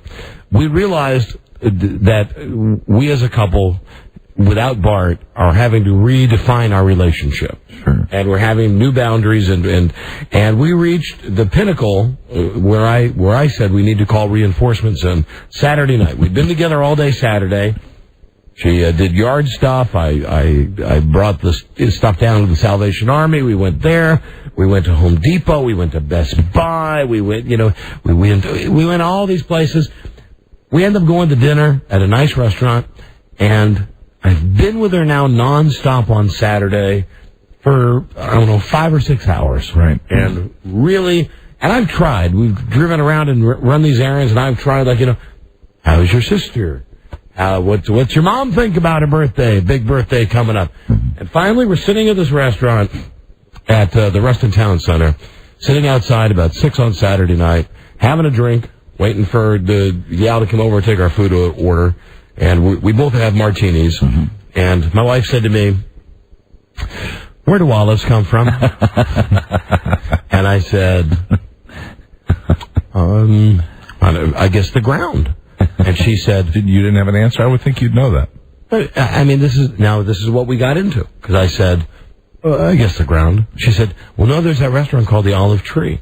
They must come from a tree. They do. And I said, well, we've now hit a new low because this is like a bad episode of Seinfeld because we're discussing where olives come from. And did you both have olives in your martinis? Yes, we did. Very good. I said, this is like one of those things when I was in school and they'd be teaching something. Why are we discussing something that I will never, ever use at any point in my life? I'm never going to be on Jeopardy and they're going to say, where do olives and I go, ding, ding, ding. What is a tree? You didn't give her the right answer, though. What was it? What should the right answer have been? Ask me where olives come from. Where do olives come from? The olive man. Olive man. Olive man. So, olive man brings the olive. So at that point she says, well, what do you want to talk about? And then I said, well, we've kind of exhausted it today. I mean, we've. Did she ask the question because she knew the answer? No, she was making conversation. Do you know where the most olive trees are? No, and I'll say the same thing to you as I said to her. I don't care. Do you know where most olive trees are? Well, I thought we used to get most of our olives from the Middle East, but now California, I think they grow them. California. And Portugal. Anyway. Thank you. No offense to both of you guys. Thank you, Rob. You know what? I'm sorry. Any chance to flaunt a little knowledge is wonderful. That's very good. And I know you would have looked at me and said, I don't care, but you brought it up. Yeah. I know I did, but I didn't bring it up to find out where they came from. I brought it up to point out, to highlight, to illustrate. You don't even know that they come from trees, so you wouldn't care about it. But I would think that if you didn't know that they came from trees, that you'd want to enlighten yourself in the area of the stinking olives. You eat tons of them. I hate them. I don't even like them, and I know where they come from. They're a garnish to put in my drink. They're a garnish. I don't care where it comes from. They're the pit. Just put it in there. Just give me a nice big green one with the red thing in it. I prefer a twist of lemon, and those also come from trees. So anyway, it was at that point that she said, "What do you think Buzz and Marcia are doing right now?" It was about 6:30 Saturday night. I said, "I don't know. They're probably talking about olives." And then she said, do you think it's too late to call Buzz and Marcia? And I said, they weren't talking about olives. You see that Levitra he had? I said, it's Saturday night. We can't, you can't call somebody. So you wanted to bring in reinforcements immediately? Immediately. And then we decided, no, we'll just call Buzz and Marcia. We'll make plans next weekend to socialize like adults with Buzz and Marcia. Right. And then for the rest of the night, we made, the banter. Wow, ooh, we're on. Look at that. We're up. Did you realize we parked on the 4th level? Not the 5th level? That bad, huh? Yeah. And not that it's. Listen, don't get me wrong here. Not that it's bad. It's just you're getting to know each other. Again. We had totally after all this time with the boy, we now just have each other to talk to. And when you're with somebody all the time now, we're talked out. Right. We're talked out. She was talked out. I was talked out. But we made it. We made it through. And then yesterday, thank God, football was. Well, you guys will occasionally. You'll stay back here, and she'll go to the beach, or she'll go on a trip here. It's been a while since that's happened. You went on vacation, and you spent every waking hour with each other. Every second. And now you took your son to college, and you've been spending a lot of time together. And every second, you seem to be enjoying each other's company, even every second. Even with the lack of conversation. Every second. And I've been trying. It's better than solitude, I think. Oh, I know. And Mike, you're relevant. You're very relevant to me, Mike. Don't worry. And when we come back, I'll wind this up and we'll get to Buzz. I'll tell you, and I know that Mike, you are relevant, and I know that I'm relevant to you because I received a phone call from Mike on Saturday. Very rare. And you know when and I'm not ready. Just incidentally, Mr. Man, I'm not ready to concede your point you made to me on Saturday. I'm not in any way, shape, or form. I'm not. Don't think for a second that Sunday's game had anything to do with what you said. I'm not. All right. But you jinxed it. I did not. Dynamite JFK. Damn it. Jinxed it. Hello? Holes had to go lose Sunday. Hello? Oh, dumb guy on the phone who has something good to say. Hello? Hello? Yes, what do you want to say? Too bad, forget. Oh, what was it good? What was he going to say? He's a really dumb guy. What's he going to Said on the screen, dumb guy. Wants to say there's also an Olive Garden restaurant. So how do we know? Garden, because it's a garden full of trees. That's right. 6:15, Don and Mike Show on JFK. WJFK. I'm Anita Horvath. Buck melanoma. Molly Russell's wart. Not her wart. Not her wart. I'm the wart. She's my tumor. My growth. My pimple. I'm Uncle Wart. Just old Buck Wart Russell. That's what they call me. Or melanoma head. They'll call me that. Melanoma head's coming. Uncle. Maybe Russell's uncle. WJFK. And we are The Don and Mike Show. Listen up, you BM eaters. From Washington, D.C. on WJFK. From Baltimore on Live 105. And from Ocean City on 96 Rock. You can call Don and Mike toll-free at 1-877-365-3636. They're ready to believe. All my friends know the low. Yeah, right. Doing an adequate job. Don and Mike. 6:26. Don and Mike Show at JFK. Live 105. 96 Rock, Ocean City. No rain, cloudy. You making this up, Buzz? Yeah, partly. Tonight and tomorrow. Low tonight 65. High tomorrow 75. Now, JFK 77. Live 105 79. 96 Rock at 74. Tomorrow, we don't have time today. Tomorrow, and we should do it on Tuesday anyway, after all of the Monday night games are done, we'll have our fantasy update. Very good. Suffice it to say, Mike is the only one winning his game right now, but Bart has the Tampa Bay defense, Martine Gramatica, and Keyshawn Johnson going tonight. It's not going to be enough. Well, you and I have money on it. I'm betting on my boy. $20 bet. Wow. I'm leading 60 to 20 now, right? Yeah, I think so. 60 to 20. 60 to 20. So he needs a 40-point game or more, and to come on strong. Now the whole jinx thing is in my head again. Now here's the deal. I swear to God. Here's the deal. Just looking at you on Saturday. It's like he's got it ready to go. I never call him on the weekend. He's got it ready to go. Now this is Frida and I are walking out the door to start this incredible domino effect of going to the Salvation Army and all the Best Buy and all this other stuff I told you. And, Starbucks, we went to Barnes & Noble, we did all this stuff, Best Buy, Home Depot. As we're walking out the door, the phone rings, and I let her get it, because it's always for her. She says, "Hey." And that was funny, too, because you both answered, was that this morning that you both answered at the same time, or? No, that was this morning. This morning that we both picked up. Right. But on Saturday, she says, "Hey, Mike's on the phone." And I said from downstairs, "Mike who?" Because, and Mike, no offense. I don't call frequently. I don't, I really don't. And certainly not on the weekend. I call, we have lots of conversations during the week. Right. But mostly they're initiated by you because you're dealing with the agents and all that stuff. So I pick up, and here's Charles. Hi, Charles. Same thing happened when he called me. Yeah, I got another telepath over the weekend. Because I had a question about fantasy, and I never called Charlie. And so Charlie picks up the phone and he goes, "What is your question about fantasy?" It just pisses me off. It's like, okay, I know I'm predictable. So here's the deal. I never get a call from Mike on the weekend. It's 4 o'clock. We're walking out. I say, "Hold on, honey. Let me talk to Mike." I go, "Hey, hello," and here's what I get. "Hey, baby."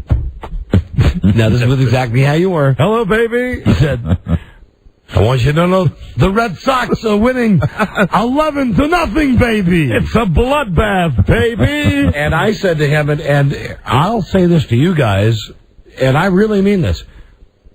I don't care enough about the Red Sox like Mike does. I'd be happy if one year he won the bet. Sure. Because it's no skin off my nose to go to a titty bar with Tom Gavin. It would make you extremely happy for the Red Sox to make the playoffs. You know how much emotionally I put into it. I put way too much into it. I know you have. And you called and you were happy. And I said, "I want you to know you're jinxing it. I don't wish you ill will.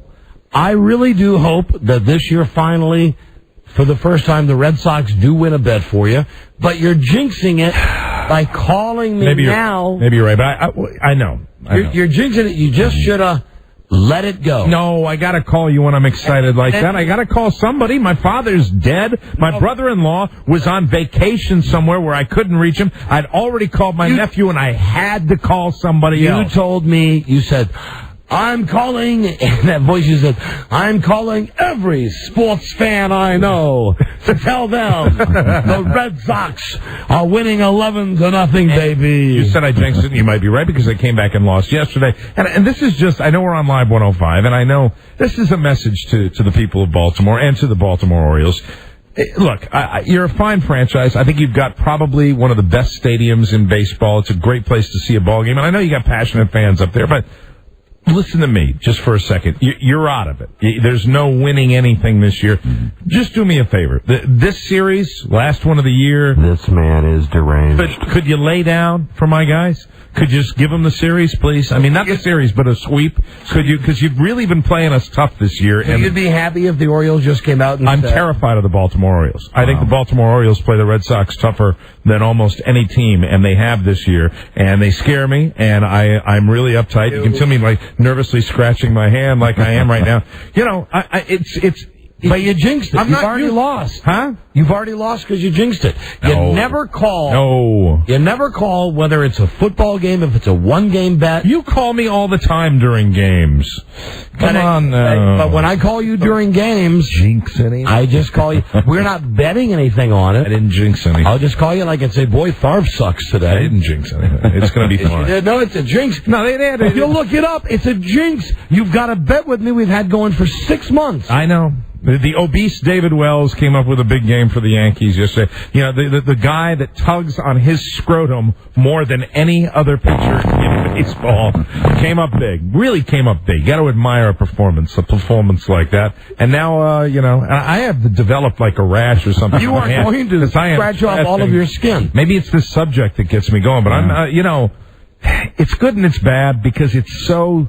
I forgot, when they're out of it, I'm not, stressing. I'm not watching the television and stressing out. I'm really not. And it's, and when I have my kids, I'm not the father that I should be part-time with them because I put a movie on for them and I just, You did mention that to me. I said, so you're jinxing it. And you said, no, life is good. The girls are watching a movie in the other room. I'm watching the Red Sox win. Baby! It was fun and, and they get into it and, I didn't jinx it. You jinxed it. We'll know tonight. Mark my words. Tonight will be the telling. We will not know tonight. We will not know for another 3 weeks. Did I what's jinx? The division or the fact that they're going to the playoffs? The playoffs.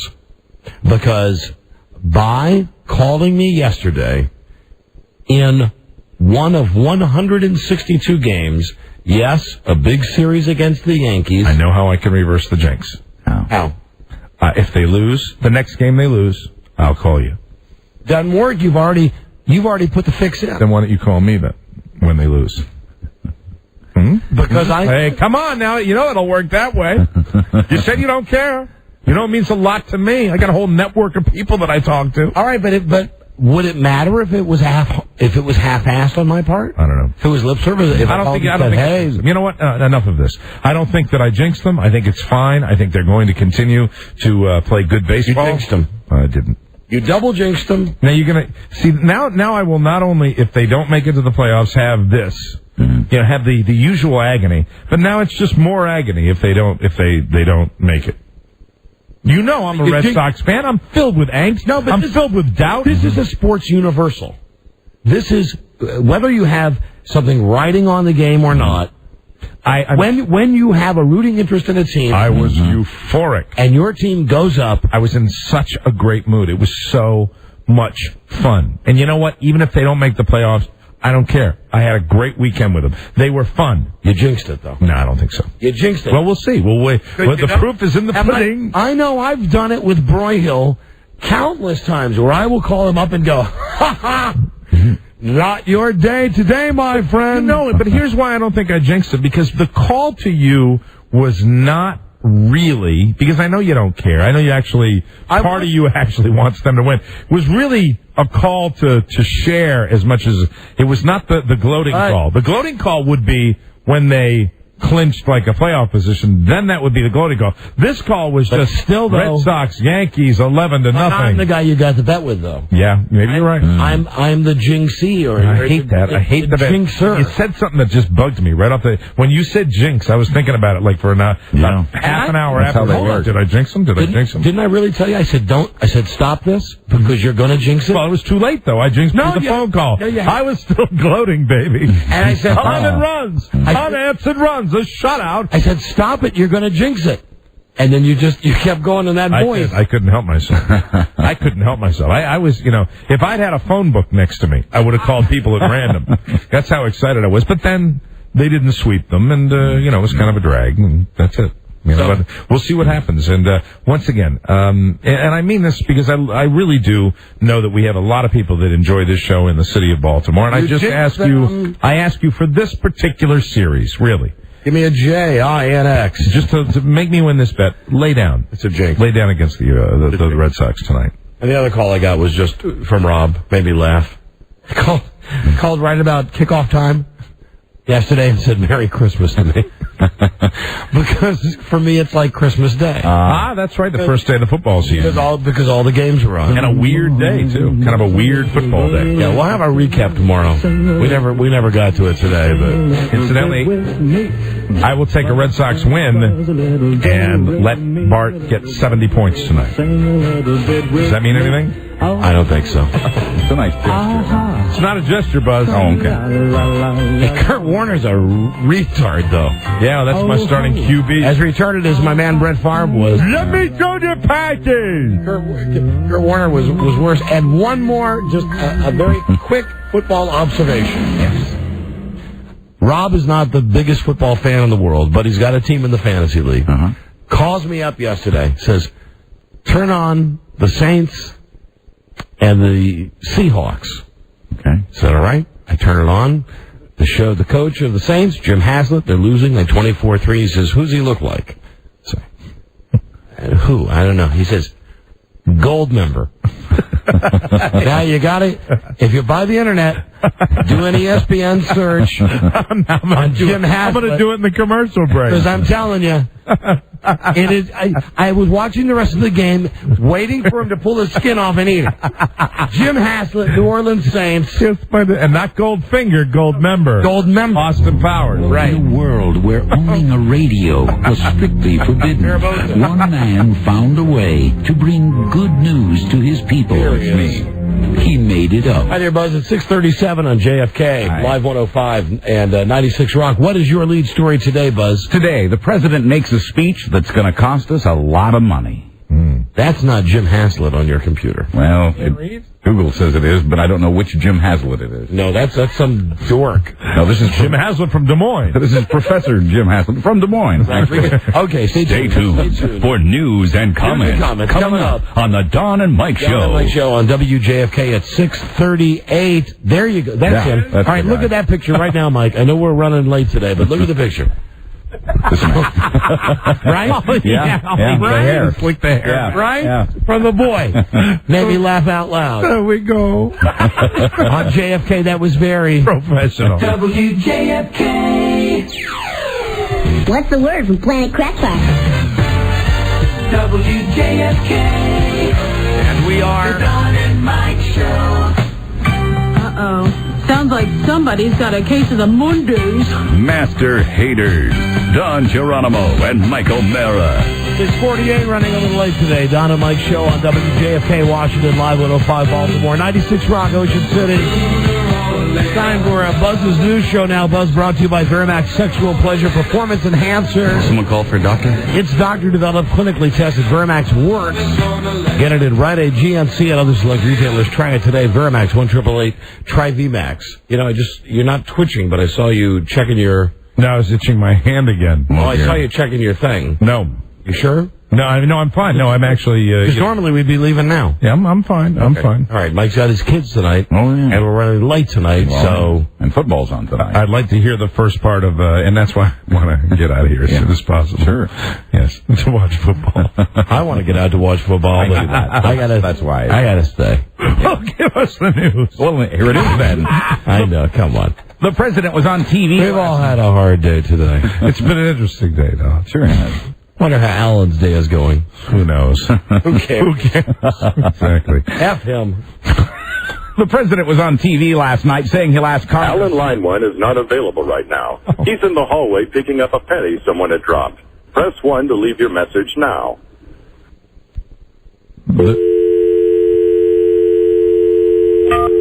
F you. There's the message. There it is. President was on TV last night saying he'll ask Congress to double the money American taxpayers are spending to rebuild Iraq. He says he'll ask lawmakers for an additional